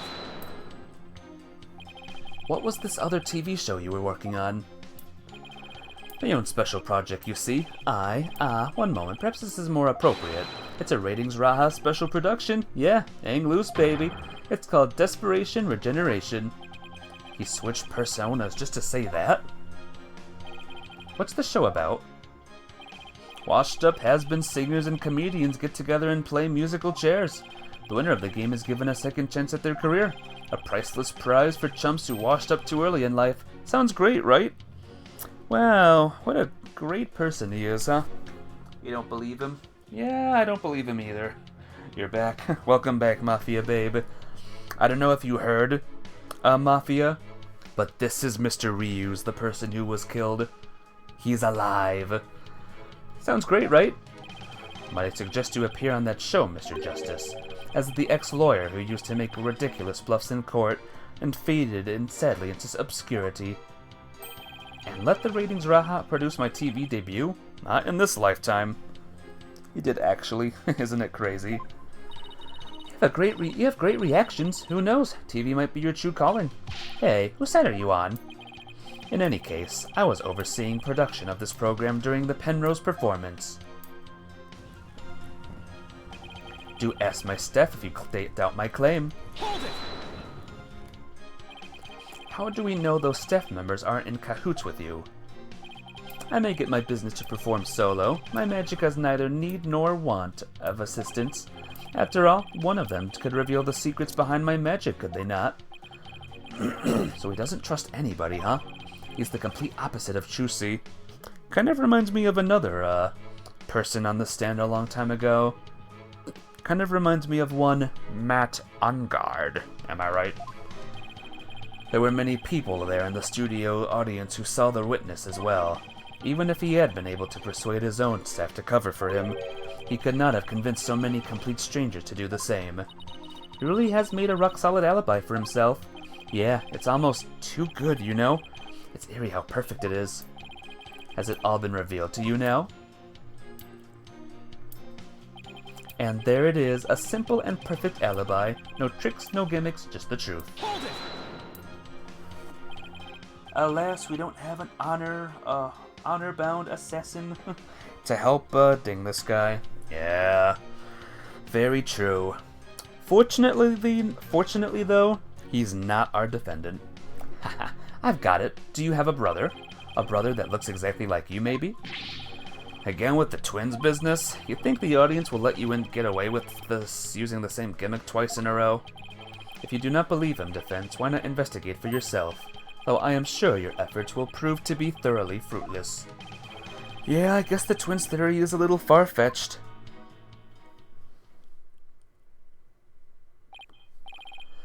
Hark, his alibi really is airtight. I believe we've heard enough. While I believe the witness does indeed harbor some ill will against the defendant, there is no reason to doubt that he was at the TV station at the time of the incident. Yes, the facts prove it was impossible for the witness to have been involved with this crime. Nerd. These last rites for the victim have dragged on long enough. The soul of the victim himself is so bored that it is resting on top of your honor's head. It is?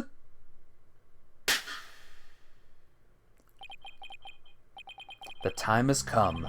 Let us punish the sinner and guide the victim's soul to the Twilight Realm. Apollo, Chusi will be thrown in prison, and will be out of a job. But if you catch tasty fishes, will you sell me some at a good price? I told you I have absolutely zero intention of going off on a tuna boat. Think, Justice. You could have figured this out. You have to.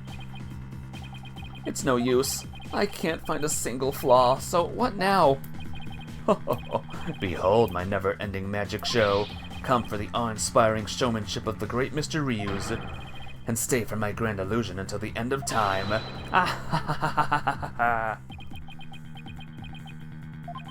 Wait, is he saying, Huh? Is Naira a magic? No, he is not a magic. He's, someone from Karatin. You'll see what that place is soon, don't you worry. Tuna boat, yeah. Apollo don't want to do that. Is he saying that we're still trapped inside some sort of illusion of his? That's what professional magicians do. They make their audience see something that isn't really there. In other words, you make us see illusions, right? We call it misdirection. While we keep you busy believing one thing, we're busy making something else happen. What we say is there really isn't, and what we say isn't there actually is.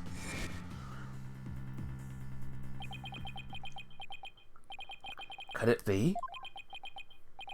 You know what, Mr. Rettins? I guess we have all been spectators to the elaborate illusion you prepared for us. An illusion that has subtly turned our attention towards something you wanted us to see. What are you going on about, lad? Have you got something, Apollo? I just remembered something Trucy said about misdirection. What a magician says is there really isn't, and what they say isn't there actually is. Where we've all been taken for a ride by Mr. Rettins' magic, then maybe he's made us see something that wasn't really there. It's time to rethink all of my assumptions about this case. What have we been made to believe was there was when it actually wasn't? What have we taken to be the absolute facts of this case?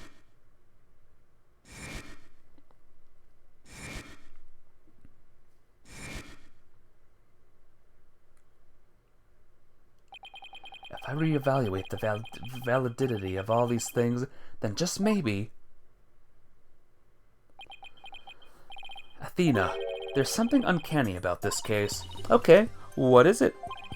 Retzin's alibi. It's too perfect. That's true. It's like it's impossible to break no matter how hard we try. But maybe that's the trick. Maybe that's exactly what he wants us to think. I'm not following. We're not making any headway here because we've been so focused on breaking his alibi. Oh, I think I get it. You're saying he's used misdirection on us, right? It's definitely a possibility. Would the defense care to share with everyone what it's discussing over there? Your Honor, we believe that if we were to reconsider a certain assumption, we may finally arrive at the truth. In fact, I think we'll even finally see who's hiding behind the curtain, so to speak. And what is this certain assumption you're thinking of? This is the one key assumption we've been taking for granted this whole time. The culprit was on scene! What if the culprit was somewhere other than the theater at the time of the crime? What if there was some way to commit the murder without actually being there? If that were the case, then Mr. Richtons' perfect alibi would become irrelevant. Objection! How could one person stab another to death with a sword without physically being there? Furthermore, we all saw what happens to be the culprit's shadow in the footage. Objection! But couldn't we just as easily assume that the shadow does not belong to the culprit? Well, if it's not the culprit's, then whose is it? I'm not 100% sure yet, but I'm pretty sure I'm on the right track. We've all seen something that looks like this shadowy shape before, Your Honor, during the magic show itself. In that case, please point it out in the show footage for us. This is the thing that looks suspiciously similar to the shadowy figure of the culprit.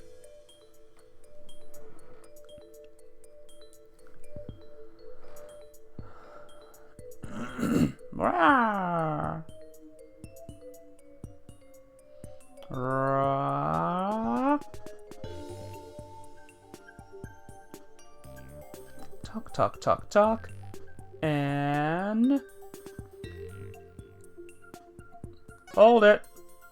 What is this, guys? Another? Take that!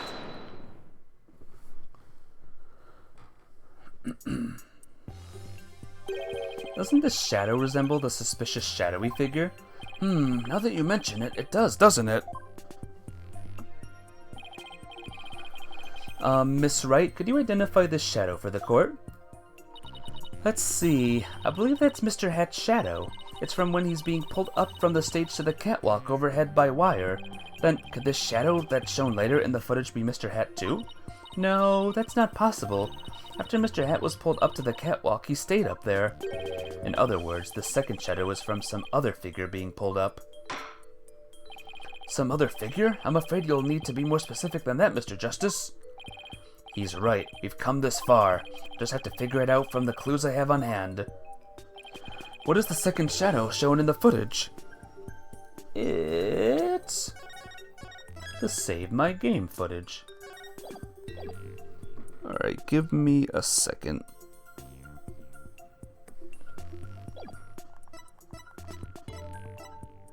Crime photo. We considered what was happening on the stage at the time, then there is only one answer. It's also Mr. Hat. It's always Mr. Hat stars. The shadow belonging to the fake Mr. Reuse. In other words, Mr. Man of Mystery. Good name. I like that name. Man of Mystery. The victim? Please take a look at the prank plan script. Mr. Mystery was to pretend to be dead, and then fly up into the air after that. Isn't that right, Mr. Rettins? Indeed. And what of it? You say Mr. Hat to everything. Yep. Mr. Hat is always the one. I contend that that's exactly what happened. The victim was wearing a stunt harness around his waist. It was most likely attached to a stunt wire so that he could be pulled up into the air. So you're suggesting that after pretending to be dead in the coffin, the victim flew up into the air just as the prank script says? Exactly. We just couldn't see him go flying up because the dragon was blocking our view.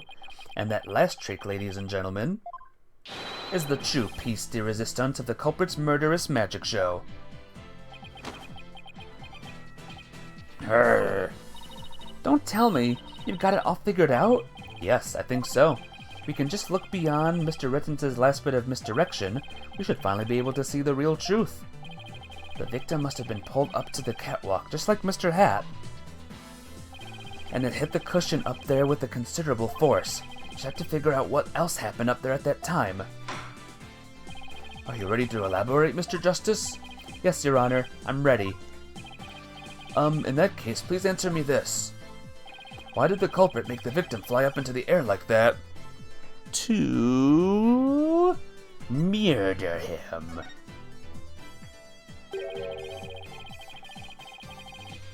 Okay. Just why did the culprit have the victim fly up after he appeared in the coffin? And how did the victim actually die when he was only pretending to be dead in the coffin? If we can figure out how these two questions relate, the answer should become clear. He was stabbed by the cushion. He was. The cushion stabbed him. Crazy. Could it be? Mr. Mystery must have thought he was still just a part of the prank when he appeared on stage. He probably didn't unsuspect a thing as he was being pulled into the air. After Mr. Wright was called back, Miss Wright was called back at the stage, just as the set piece fell. But the culprit had already planted the real murder weapon in a cushion in the catwalk. It was probably a knife or a blade of some sort. What? You mean... Yes, it really was a magical murder. Just as the prank script said, Mr. Mystery was whisked up into the air. And straight into the blade there in the catwalk. Ooh. Ouch. In other words, this murder was committed remotely through the use of a magic trick. What? Remotely? Using this method, it wouldn't matter where Mr. Rettins was at the time of death. Nah!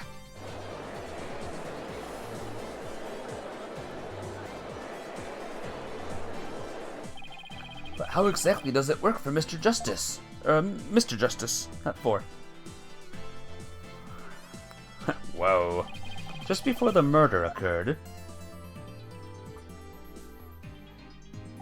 the dragon set piece was up in the catwalk. And Mr. Man of Mystery, it and Mr. Man of Mystery were connected to each other by a wire at the time. By carrying out the prank plan, Betty made the dragon set piece fall, which caused Mr. Mystery to rocket straight up and into the blade in the cushion.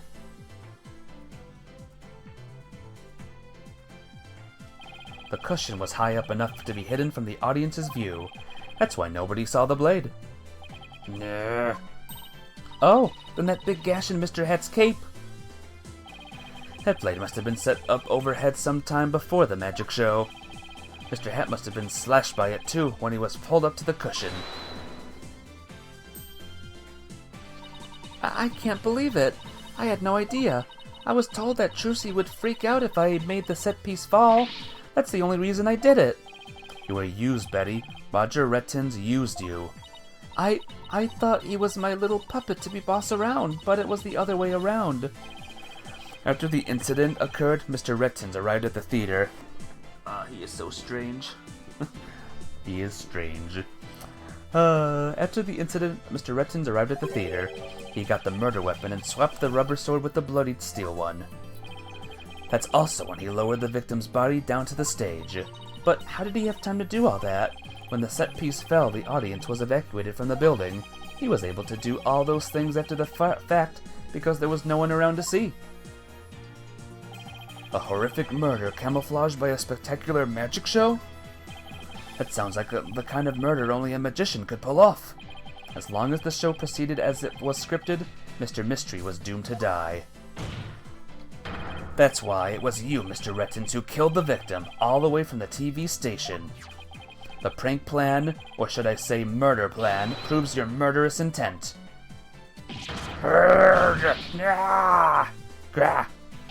Mari! Oh.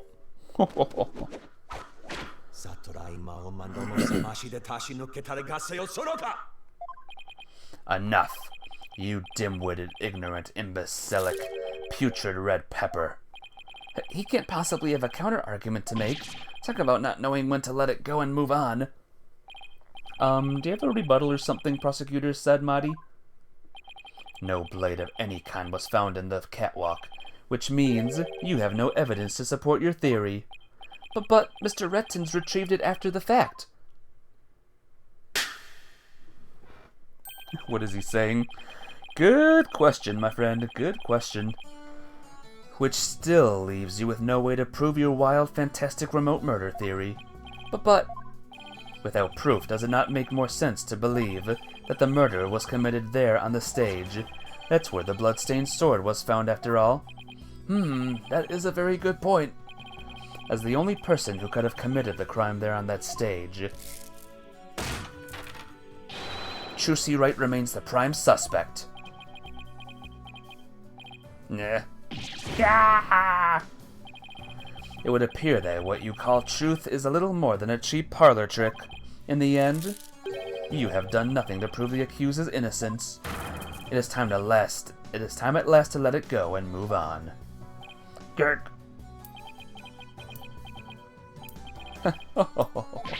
Are you seeing this magnific gramarye?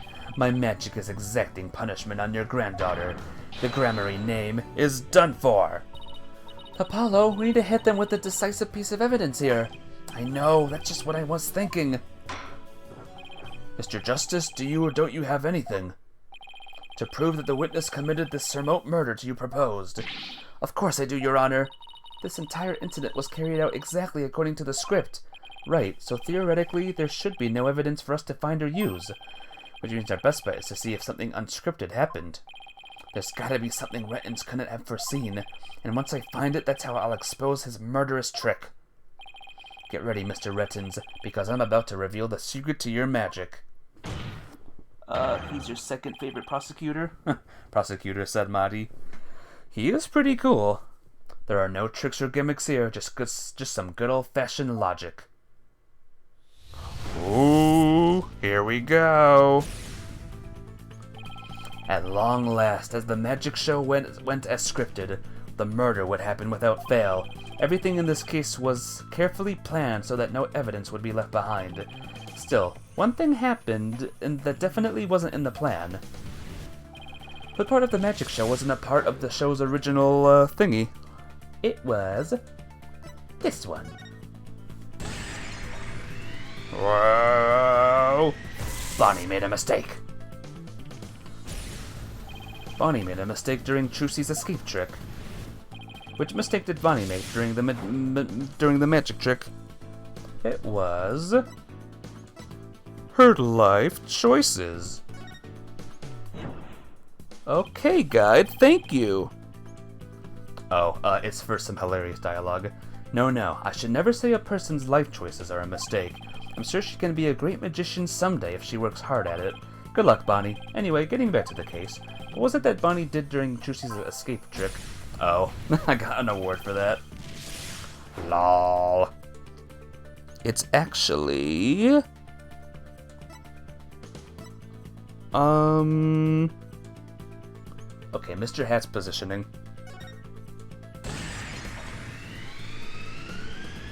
Mr. Hat was placed in the wrong spot. Because Bonnie placed Mr. Hat to the right of the coffin instead of to the left, Trucy had to reappear on the side of the coffin opposite to the one on the show script. But the culprit didn't know that when he first arrived at the theater, which means he was bound to make a slip-up when he tampered with the crime scene. Which part of the culprit's cover-up attempted was affected by Trucy's new position? It was... blood in the coffin. Whoa! The blood was on the wrong side of the coffin, too. Thinking Trucy had appeared on the left, the culprit must have put blood on the left side, but the blood was eventually discovered in the right hole during the police investigation. If the killer had originally put the blood on the left side, that means he must have tampered with the scene again afterwards to make it line up with the facts. To make the crime scene consistent with the facts, the culprit must have...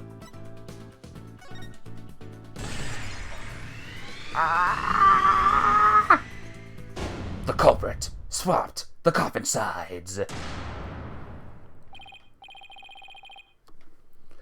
That's right. The left and right panels of the coffin are interchangeable. The culprit must have switched the two panels to make the bloodstain fit the facts. But the switch might have also given rise to something unnatural. Oh, I remember now. There was something unnatural about the coffin, and it's just the evidence I need.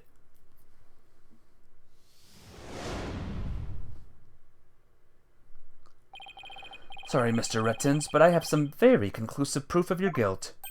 Another bluff, is it? There's no way to have anything of the kind. My magic is real. No trick. No, there are tricks and gimmicks to it, just like any other illusion. What? After the murder, you switched the left and right panels of the coffin, didn't you? Gah! And because you did, you left behind something very unnatural for us to find. This proves that Roger Rettins tampered with the crime scene after the murder took place. It's... this! Take that! Give me a second, guys. Okay.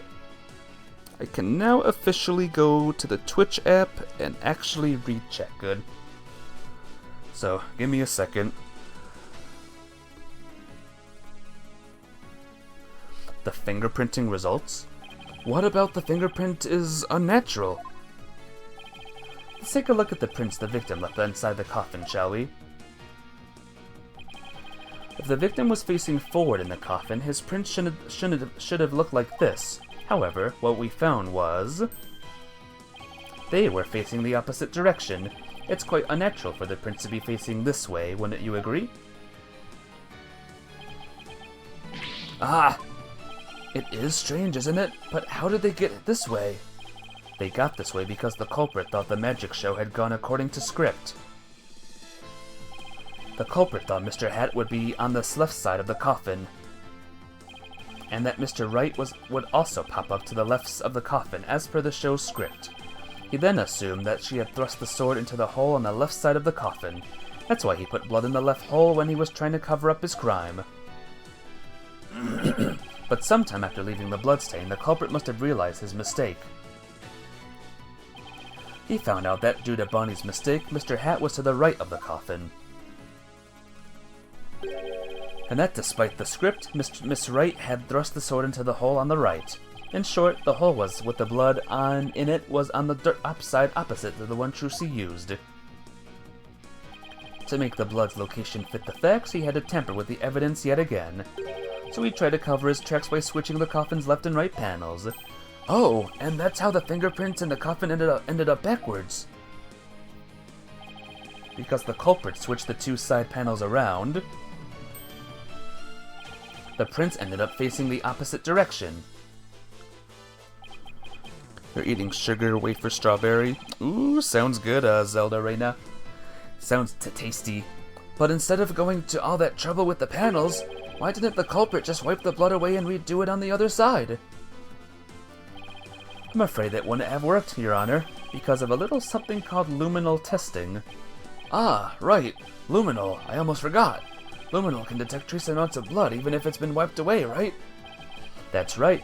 Wiping the blood away would have only served as proof of his meddling. How about it, Mr. Rettins? I did a pretty good job at figuring out your trick, didn't I? Nah.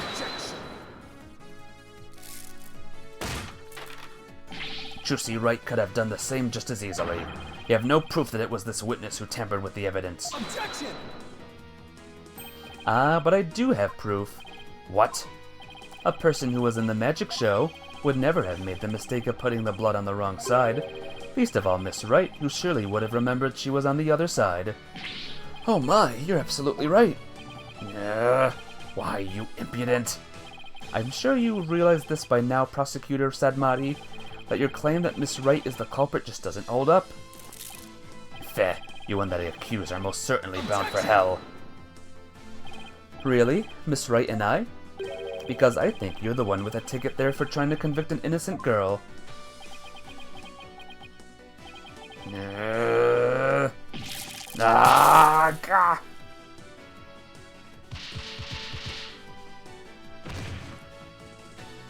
But Prosecutor Sadmati, are you alright?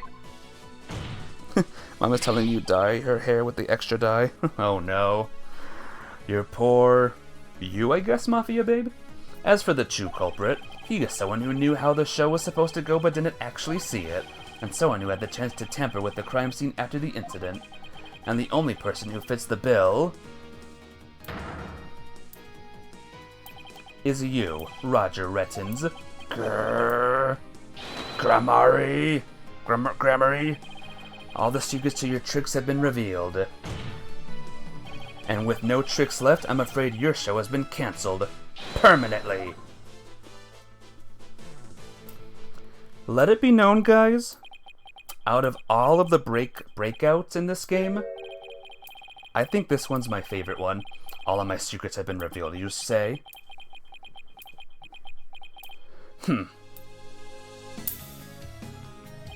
Don't make me laugh, boy. Mine is the true real magic. There are no secrets to reveal. Behold, ladies and gentlemen, the true power of the great Mr. Ryu's. Witness a magic far greater than true Grammaries. Burn. Crumble. Fall to my furious flames. The great Mr. Ryu's will bring an end to you all. And now for the final heir to the Grammary name right here, right now, you too shall burn. Huh? No, this isn't right. No, I didn't do anything wrong. No, it's not my fault. I'm not the one to blame. I'm the victim here. What? Stop! No! Curse you, Grammary!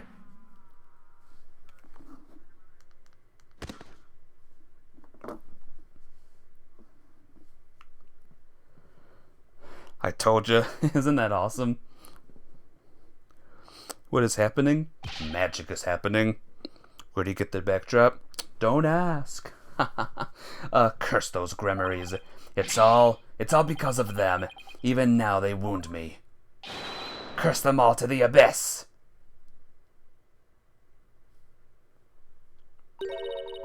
Do you really hate us that much? Does your hatred run that deep? Deep enough to kill an innocent man? You're damn right. You have no idea what humiliations I had to suffer. Your grandfather, Magnifigrammary, kicked me out after I got hurt practicing my magic. He said I was too unskilled, that I would mess up on stage. He threw me out of the troupe just because he was worried about his own reputation.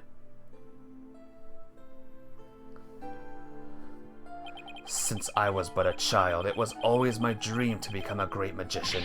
But that Magnifi, he took it all from me. But that's no excuse. That's no reason to do something so evil. Magic is supposed to make people happy, not used as a means for murder. What's the big deal? Just use what I had available to me, that's all. I get it now. That attitude toward magic is why my grandfather kicked you out.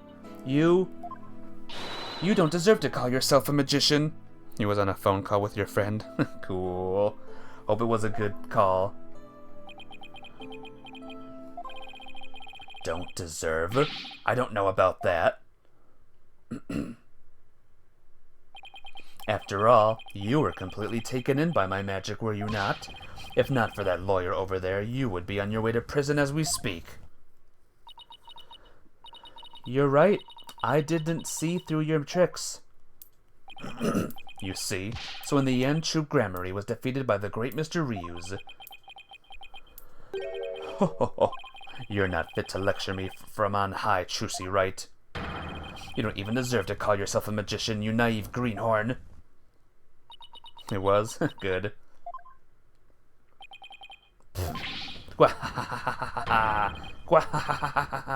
Take that, Grammary. You lose. If anyone needs to learn to let it go and move on, it's this guy.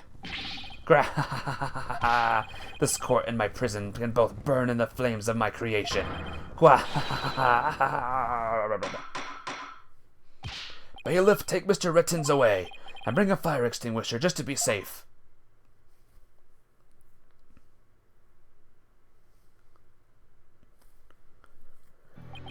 It looks like we've reached the end.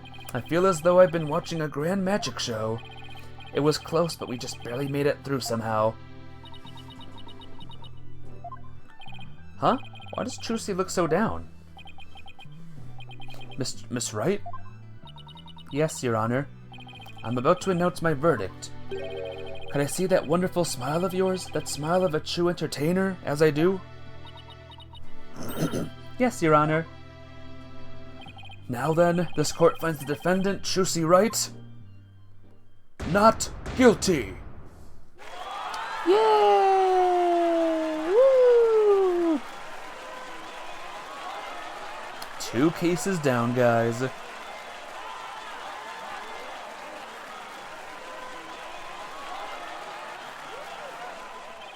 Court is adjourned. A peppermint? Ooh, nice. Delish. So, guys, where does Mr. Ryuz or Roger Rettins belong on the Kill This Man list? Where does that guy belong? Thank you for everything, Polly. Oh, Trucy, grazie a Dio. Now you can open your show tomorrow, just as planned. Yep, and it's all thanks to you two.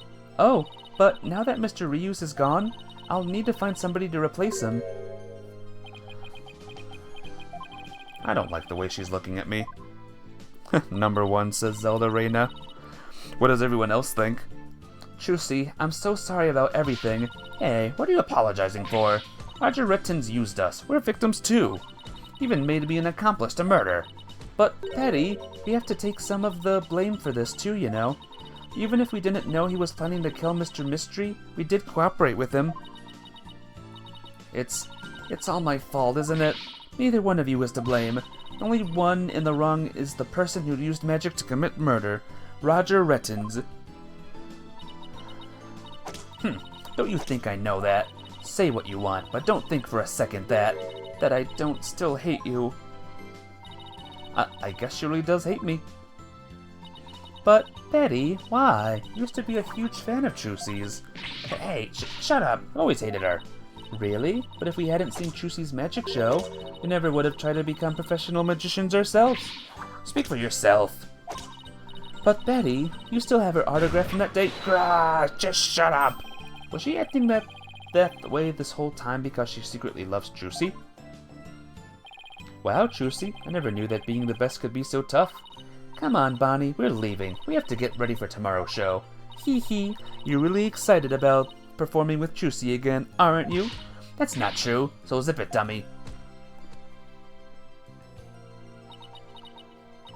Polly, do you think I really am a naive greenhorn? Huh? No way. She's not. After all, you were completely taken in by my magic, were you not?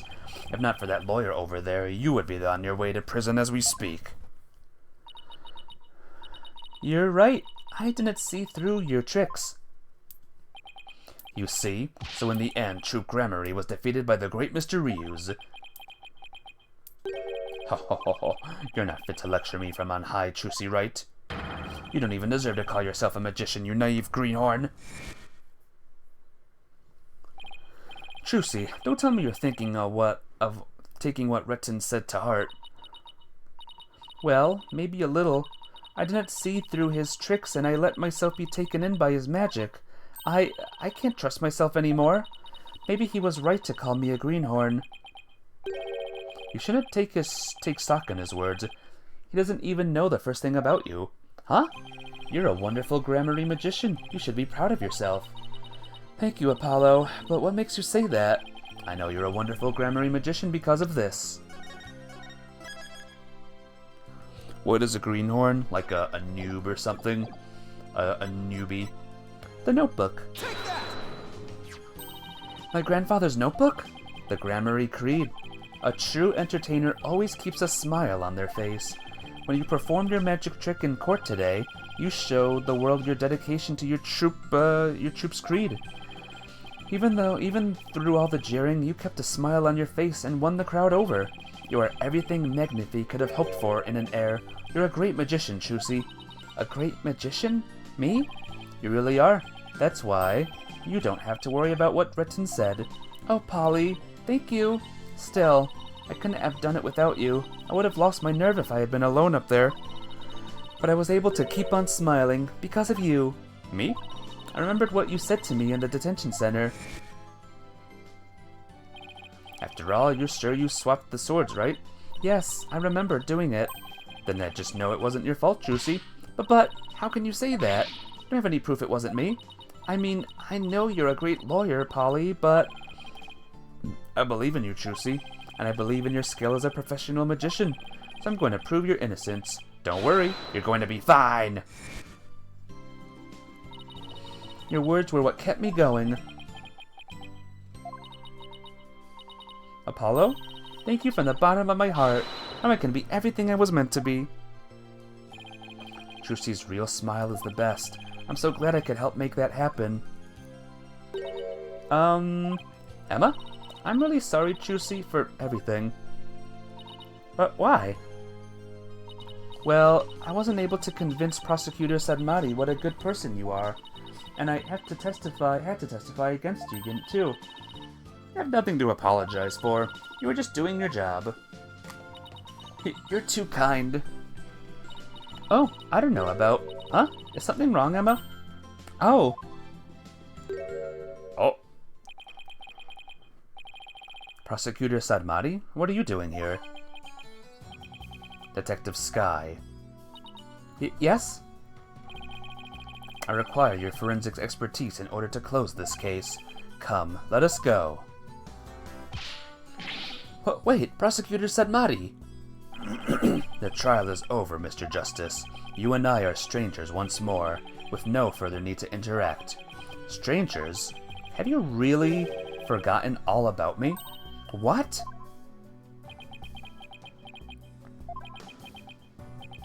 You've really changed, Nayuta? Telling me to let it go and stuff? What happened to you? Oh, lawyer of impure soul, I have nothing to say to the likes of you. Are you serious, Nayuta? Now, if you will excuse me. What was that about? Don't try to drink ginger ale after having a mint. Oh no, does it taste weird? There he goes. What was that all about, Apollo? How do you know Prosecutor Sadmati? Let's just say we're old acquaintances. Acquaintances? It seemed like something more than that. Yeah, well, you don't like to talk about your past, do you? Because you always change the subject. I guess I'll have to talk about it someday. But for now, come on, let's forget about the past and celebrate Trucy's future. Sure, if you say so. Hey, it's Mr. Wright. Put him on speakerphone, Apollo. What's up, Mr. Wright? Apollo, how's Trucy? What's happening at the trial? Did you get a not guilty verdict? Mr. Wright, slow down. Everything's fine. Hi, Daddy. I'm okay now. She was found not guilty in a very dramatic turnabout. Plus, we saved the office. It was a great victory for Apollo. Whew, that's a load off my mind. I can't thank you enough, Apollo. Now I know I can trust you to hold down the fort anytime. Me? Really? Yes, you. You're a real fully fledged lawyer now in my eyes. A fully fledged lawyer? I still can't wrap my mind around it. Thank goodness you were there to take care of everything, and thank you, Apollo. No need to go that far, boss, especially not in front of everyone. Oh, and by the way, I won't be able to make it to tomorrow's show, so I was hoping you could go. You'll do that for me, won't you? Of course. I won't miss it for the world. Wouldn't miss it. Full-fledged. So Daddy asked you to come to tomorrow's show, huh? As my assistant, right? No. He just asked me to go cheer you on. Okay, then I'll be sure to save you the best seat in the house, Polly. The best seat in the house? I really appreciate the thought, but... Good, then it's settled.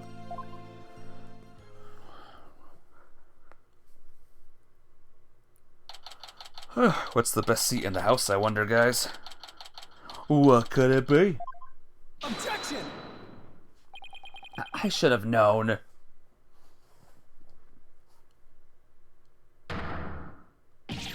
This is what she meant. Magical girl Trucy Wright will now perform her greatest illusion yet. There are no tricks or gimmicks here, ladies and gentlemen. This is real magic. Wait a minute, you're kidding, right? There is a trick or gimmick, right? I'm too young to die. Now then, Mr. Hat, you know what to do with that sword. No, wait, stop. No! And that is how Trucy and Gramarye ended on a rousing high note, with a big round of applause and Polly's ear-splitting screams. What kind of an ending is that? And that's the end of Apollo. He's dead now. Whew, how'd you like that case, guys? Fun, right? Let's celebrate this victory, guys, by moving right to episode 3, the right of the turnabout. Nutty. Very nutty.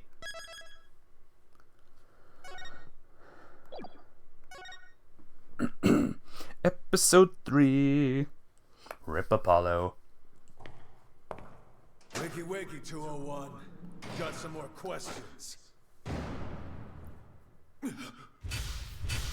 Sound the alarm! Prisoner 201's escaped! Well, you know, with Dad's back on the streets, things will be on the up and up for us. Keep your voice down. You want that rebel to find us or something? Come on, we're small fries compared to...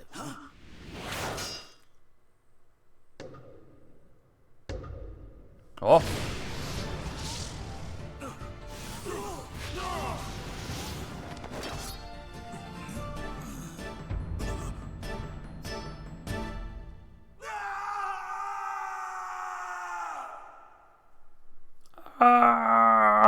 Who's that?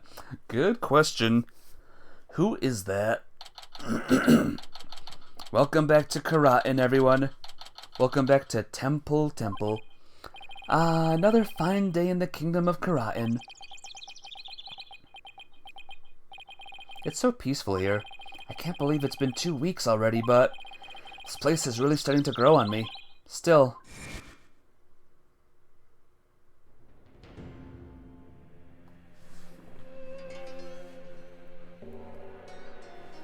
Still, that prosecutor. Oh man, what an idiot.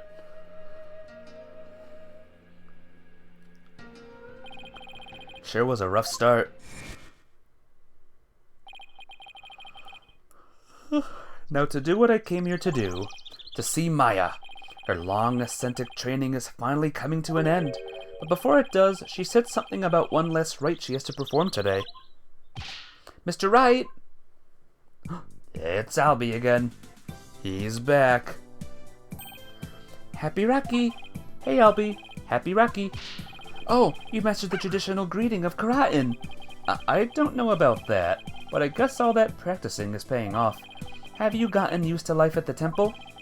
I'm grateful they're letting me stay here, but the mornings start a little too early for me. Yes, well, morning prayers do begin at dawn. Having a super stack chili and lime chips? Chips, I gotcha. Are they good? After all, you can never pray too much. Daily devotion is very important here in Karatin. Hats off to you guys. I don't know how you do it. And today's a special day, full of even more prayer than usual. There's nothing better in this world than being able to pray to your heart's content. I can think of a few things I'd rather do. So what makes today so special anyway? You mean you don't know? Today's the purification rite. It's only performed once a year. That's what Maya must have been talking about on the phone yesterday. I wonder what her role in it is. So what exactly is Maya going to be doing for this purification rite? What? Didn't she tell you? She's playing the role of Lady Kira. It's only the most important part of the entire rite. It's unprecedented to have a foreigner play such a key role. They're spicy. Nice. Wow, that's really something. It really is. Helping out such an amazing person has been the greatest honor of this humble tour guide's life. So, who was this Lady Kira you mentioned? Allow me to explain. Once upon a time, hundreds upon hundreds of years ago, there lived a female warrior who fought to... Let me stop you right there. Is something wrong? No, it's just, I get the feeling I'm in for a really long story. Yeah, I'd say it normally takes around 2 hours to tell. Whew, dodged a bullet there. Oh right, we're supposed to finally see Miss Maya today. The story can wait then. In the meantime, can you read up on the rite with this? An English guidebook. When did you dig this up from? I found it just lying there in the temple library. I figured no one's using it, so I borrowed it. Hey, this book belongs to Maya. See, there's her name on the back. Guess there's no harm in keeping this for a while then. Okay. Miss Maya should already be at the site where the rite is to take place. Can I see? Full moon, curtain, priestess, high priest, staging area. 3-part ceremony held when the moon is directly over the summit of Mount Pony Pony. Begins with the transformation rite. High priestess reads scripture while the priestess dons the robes of Lady Kira, which have been purified with incense. Next is the rite of water, which the priestess enters the spring dressed as Lady Kira, and the high priest purifies both Lady Kira and her dagger. The ceremony ends with the rite of fire, in which the priestess circles the sacred flames to purify her soul. The two then devote themselves to prayer until the rite comes to a close 2 days later at noontime. So basically the whole thing's a fancy way for Lady Kira to take a bath once a year. Must be nice to be her. Haha. Some of your hair is dyed. Oh, your hair is dyed too, Angel Love. Everyone's getting their hair dyed today. Oh, whoops. Let's go to the Plaza of Devotion. I wonder if Maya's matured any since I last saw her. It's on a mountaintop, so it might get a little cold though. I think I can handle it. Well, here we go, guys. Is it actually time?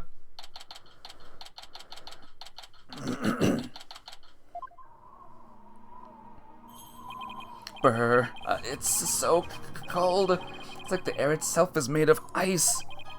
You had your hair dyed too, Zelda. My goodness. But look at all these people. Well, this is the day we come to offer prayers to Lady Kira, the protector of our land. It's amazing to see how devoted everyone is. Devoted? Right. But couldn't they just as easily do all this praying someplace warmer? This too is a part of a religious training. It helps us build strength of spirit and willpower. Further up at the end of those stairs is the inner sanctum. Okay. There's a bird. The bird's the killer. Blonde, but it has brown now too. Blonde with brown mixed in. That is interesting. I see. Everyone I've met so far seems deeply religious. Of course we are. After all, Karatin is known as the land of prayer. It's said that we Karanese spend an average of 15 hours a day in prayer. What? 15? From the moment we wake to the moment we fall asleep, our hearts are always in prayer. You see all the square flags around here? They're known as prayer flags. They contain the prayers of our people. Oh, he's talking about these colorful stripes of cloth. There's something written on each one. Such piety is the glory of our people, and I'm afraid that story's gonna have to wait for another time, Albie. Maya should be here any minute now. Oh yeah, you're right. I can't wait to see Miss Maya again. Pardon me, oh noble traveler. Oh? What? Is that the... How do you fare, Mr. Wright? It's been many a day. And, who might you be? There she is! Maya? She's back! There just is. Don't worry about it, Zelda. There just is. Miss Maya, happy Rocky. Happy Rocky, Albie. And you, Mr. Wright. May the Holy Mother guide you on your journey. Oh, thanks. Hee long time no see, Nick. Well, did I surprise you with my act? Yeah, you can say that again. This is Maya Fey. She's a spirit medium from Karain Village, Karain Village back home. Wow. She was also my assistant for quite some time, but that was many years ago. Their ability to channel spirits saved me more of the times than I can count. I sure miss those days. Maya's still the little trickster. She is. She's 28 now. Wow. It was a ton of fun being the real boss of Wright & Co. offices. Now she's here, training to be the leader of the Karain village and the master of her craft. Apparently, to become the master of the Karain channeling technique, you have to train here in Karain, since this is where the technique originated. Girl's younger than me. Still younger than ya. Didn't I sound just like a pious nun when you saw me just now? Too bad that's about all I learned from all the training I did. You haven't changed a bit, Maya. Huh? And what's that supposed to mean? She may look a little more mature on the outside, but inside, she's the same old Maya. I'm actually kind of glad for that. She's back! Mafia babe, do you see? She's here! I heard what happened, Nick. You ended up in court almost as soon as you got off the plane, huh? Yeah, well, it's kind of a long story. I was the accused, but you should have seen Mr. Wright in action. He was amazing. She developed her older sister's lips. Curious. I guess so, huh? I bet it was another one of your famous seat of your pants come from behind wins, huh? Well, I was almost found guilty any number of times. Okay, so it wasn't my finest hour, so sue me. You haven't changed a bit either, Nick. Ouch, definitely stings more when it's coming from her. So I guess you finished the bulk of the training needed to become the master, right? Oh, you mean the special meditation course for increasing spiritual power? Yep, I've completed the full 2 years. I can finally go home once I perform the purification rite today. Actually, I was wondering why they're having a foreigner conduct one of their sacred rites. Well, the High Priestess' wife usually conducts it each year, but with her baby on the way, it's just more than she could handle. So the High Priest practically begged me to stand in for her this year. Well, you may not know all their customs, but with your training, I'm sure you'll do great. You bet. Just you watch, Nick. I'm going to be the best Lady Kira, guardian deity ever. I'd better throw in a few prayers for things to not end up in a flaming disaster then. Guardian deity. You sus phoenix. Oh no. This isn't Among Us, though. This ain't Among Us. So about that guardian deity you'll be portraying today, what exactly are we talking about here? Well, first of all, Lady Kira isn't really a deity in the way we think of them back home. She's a real person who fought to establish the kingdom of Karain a long, long time ago. Oh, so she actually existed. I saw the message, don't worry, Zelda. And now the kingdom's people worship her as a guardian deity. They believe she appears to protect the kingdom whenever it's in danger. Cloaked in a sacred robe, she's a champion of justice who defeats the kingdom's enemies. That sounds like something you'd be into. I know, right? Who wouldn't want to be a kick-butt warrior who takes on evil with a wicked dagger? Right. Whatever floats your boat. Still, Lady Kira must be really popular deity if all of these people are here for her. Yep, but there's more to it than just her popularity this year. There's more? Tell me. So, why is this Wright attracting such a large crowd this year? Because there's been actual sightings, you know, of the real deal. Allow me to explain. A mysterious figure clad in Lady Kira's robes appeared, just like in the legends, and she began capturing members of the Defiant Dragons right and left. You're kidding, right? They say it's only a matter of time till she gets their leader, the revolutionary Dirk, too. So Lady Kira's a rebel hunter now, huh? It's a bit hard to swallow, though. I mean, even if they are truly to disrupt the peace, I doubt the actions of a band of rebels can bring a legendary figure back to life. I didn't believe it at first either. But there's a real picture of her on the front page of today's newspaper. Sightings of her go back about 2 years, but this is the first actual picture of her to ever be taken. I can't believe someone was able to actually capture her on film. But couldn't this just be some Lady Kira fan? You know, like you, Maya? You mean like a cosplayer? Those rebels are no joke, Nick. They're trained in hand-to-hand combat and stuff. You think some regular cosplayer can take on people like that and dressed in a costume alone? That's why she has to be the real deal. It gives me chills just thinking about it. I bet Lady Kira's spirit possessed a sacred robe or something. A spirit possessing a piece of clothing? Maybe you should cut back on all those action superhero shows, Maya. Hey, what's that supposed to mean? You're just so jealous that I'm still young at heart. I've got a real office to run now, so I gotta keep it real, right? I don't know who you're talking about, but that's definitely not me. You really lost your edge since I last saw you. Those spikes of yours have grown really dull, and there's even one that's drooping. Can we leave my hair out of this? Anyway, I swear that the Lady Kira people have been spotting is the real deal. I think the pic is sus? What's the hat mean? Besides, it's just so much more fun to believe it's true, you know? I can't believe you really buy all that. Although, I wonder who's under that robe. But Mr. Wright, she's the talk of the town. She even gave me this great new food idea. It's gonna be like a soul bun, but based on Lady Kira. I'm calling it the Kira bun. To talk about a Kira business strategy. Probably saying that name wrong then. Come on, Maya. Just admit it. You're running around dressed as Lady Kira already. He. I guess the jig is up. What? Is it really true, Miss Maya? Indeed, it is I, Lady Kira. After hundreds of years, I have returned in this lovely young lady's body. What? The robe is thing in the robe. Oh, gotcha. Only a minion of the Defiant Dragons could see through my disguise. Now feel my wrath, foul lawyer. Hiya! Ow! But Mr. Wright! Just kidding. I mean, come on. I may be dressing up as Lady Kira for the Wright today, but there's no way I could ever beat up on one of those rebel types. I don't know. That was a pretty solid left hook she just threw.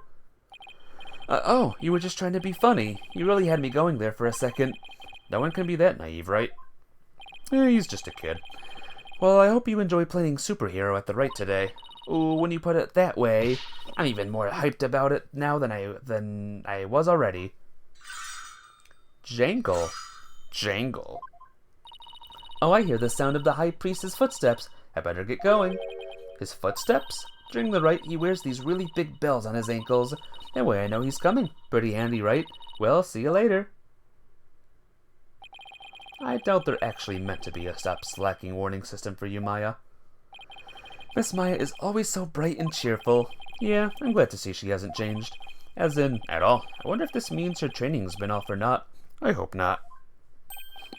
The kid is sus. Ah, it's Acolyte Zealot. Acolyte Zealot? Look, he's the one praying in the red and saffron robe. He's a disciple of the high priest Abbot Inmi and lives and trains at his house. See how he prays in the cold without moving a muscle? Yeah, I could never do that. Ah, it's Abbot Inmi. The purification rite is about to begin. That name isn't subtle at all. No, don't worry about it. So that's the sacred robe Maya will be wearing during the rite. It looks almost exactly like what that figure in the newspaper photo was wearing. Whoever it is must have worked really hard to copy it. Please sir, it's not a good idea to stare like that. You could be struck blind. Just give me a few more seconds. I mean, this isn't something you see every day. Oh, those bells on the high priest's ankles. They're a lot bigger than I thought they'd be. Mr. Wright, it's time to enter the prayer pose like everyone else. Those who don't will suffer the wrath of the Holy Mother. Okay, let's see. First, I kneel down and cross my ankles, and then I bow forward. Youch! Great, now all I can see is the ground, and my back is killing me. Really should have trained for this, sir. Well, wait a sec. How long are we supposed to stay like this, Albie? The rite requires that we stay like this until the day after tomorrow. That's 2 whole days. Nah, I don't feel so. He's the one from Avatar, The Last Airbender in the red and yellow. Oh, he's Aang. Aang. Mr. Wright, are you okay, sir? Somebody help! Mr. Wright is dead. Mr. Wright, Mr. Wright, please, you have to get up. Ouch, my aching. Albie, where are we? The High Priest's house at the foot of the Plaza of Devotion. I guess I passed out from that back pain. They must have carried me all the way here. Something's terrible happened. It's Miss Maya. She's... Oh, just follow me to the Plaza of Devotion. Something must have happened while I was passed out. Miss Maya's... She's been arrested! What? Welp. It happened again, guys. It happened again. Huff, puff. Where's Maya? Just take it easy, alright? But I'm telling you, I haven't done anything wrong. You can talk all you want back at the station. But let me go. Maya, Nick, I didn't kill him. I swear I didn't. Quiet, you. Come along peacefully or suffer the consequences. But wait a second. What on earth is going on? I don't know who you are, but if you don't get out of my way... Hey, back off, officer. Emma? Emma Skye? What's she doing in Karatin? I'm so sorry, Mr. Wright, but we're placing Maya under arrest. Alright, take her down to the station, but with respect. Got it? Yes, ma'am. Nick! What's that saying that you like to say, Captain Chips? Every freaking game. So, what are you doing in Karatin, Emma? It's a long story. Anyway, what are you doing in Karatin, Mr. Wright? Same here. It's a long story, but we can get caught up later. Right now I need to know what happened. Maya's, well, under arrest for the murder of the High Priest. Wait, the High Priest was murdered? We are here for the trial of Maya Fey for nuking the country of Turkey. At this point, yeah, might as well. What happened? What happened, Emma? Please tell me everything you can. Well, basically, there was a murder during the rite as it was being performed last night. The victim is Tarust Inmi, the high priest who was presiding over the rite. Wait, hold on. Last night? You mean to tell me an entire day's passing since the purification rite? That's right, sir. You passed out for a whole day from your back pain. I never knew my back's like a ticking time bomb. I better take better care of it. The murder took place at the inner sanctum where the rite was being held. The inner sanctum? You're sleepy? Good night, Angel Love. I'll see you tomorrow for more games. It's the place where the spirit of Lady Kira is enshrined. It's through the gate over there and up at the top of the mountain stairs just beyond. Oh, so that's why everyone is offering their prayers in that direction. Abbot Inmee and Miss Maya went up to the inner sanctum to begin the rite, just after they finished the prayer you fainted in the middle of. So, who do you think killed the High Priest? Unfortunately, Maya is our sole suspect right now. During the rite, the inner sanctum was off limits to the general public. So then, only the High Priest and Maya could have been there when the murder occurred? Right. Plus, the inner sanctum is on the side of a very steep mountain. The only way up there is the stairway that starts here at the Plaza of Devotion.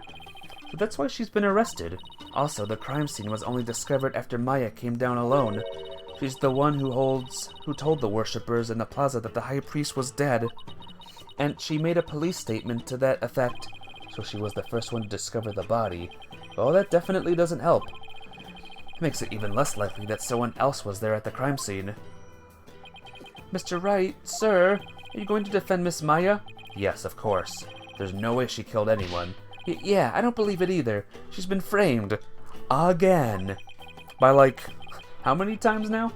But this is really something else, huh, Mr. Wright? I mean, who would have thought you'd have to take on that horrible court again?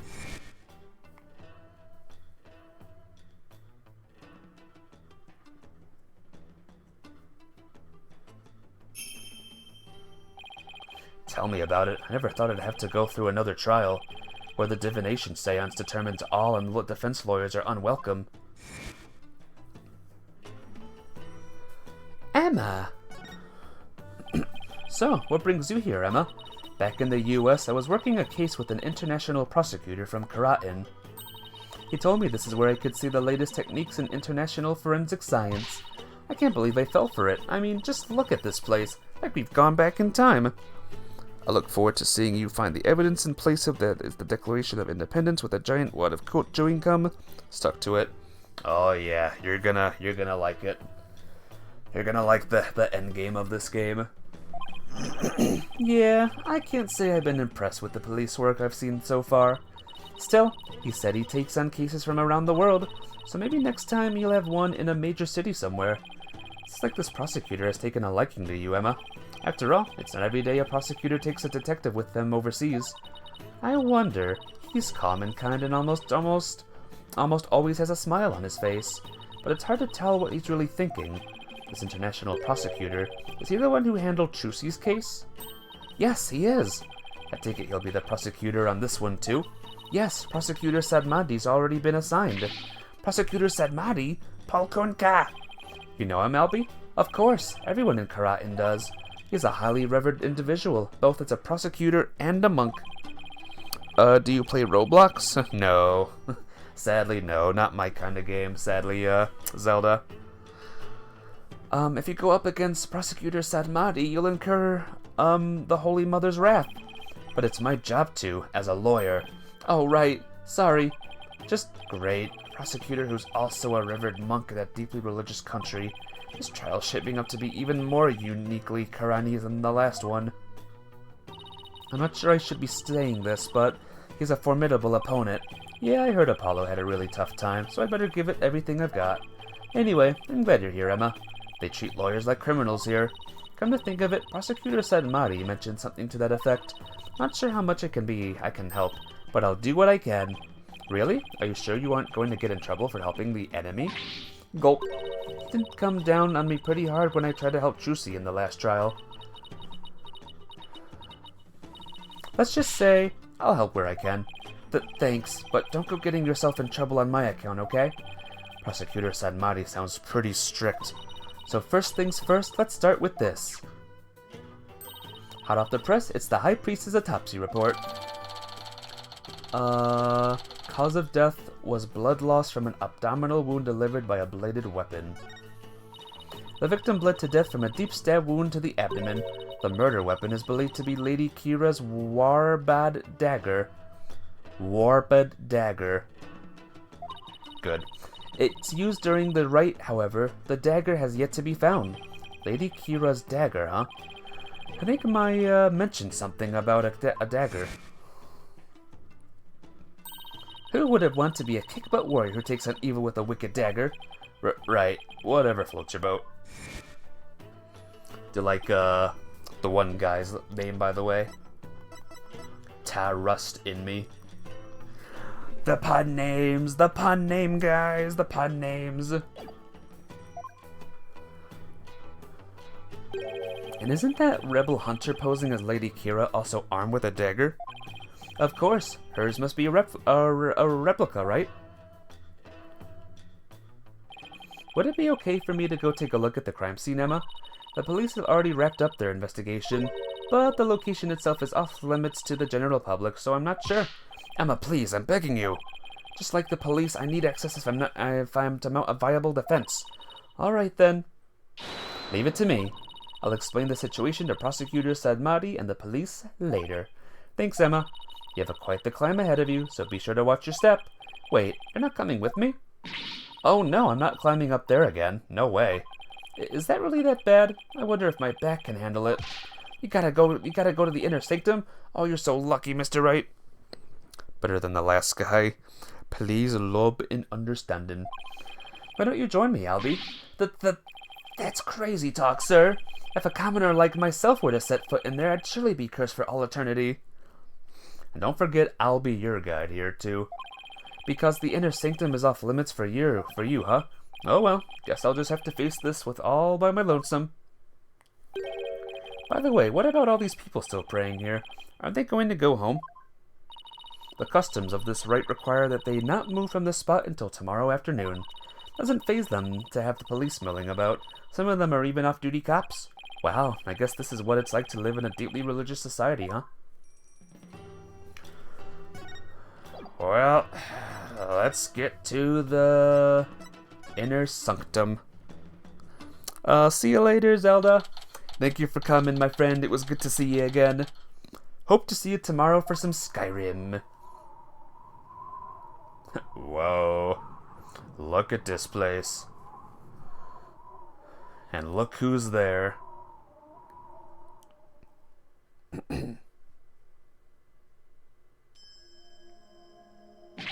Brr, it's really high up and really cold. What do I do to deserve this? What did I do? Guess I made it. I'd better get started while I can still feel my fingers. Who's that? It kind of looks like... Alright, guys. I think this is a good spot to end today. Next time I play this game, we'll do the this. We'll do case 3 and see if we can prove Maya innocent again. But yeah, take care, guys. Have a good night. More Scrum tomorrow, so look forward to it. Be well. Bye-bye.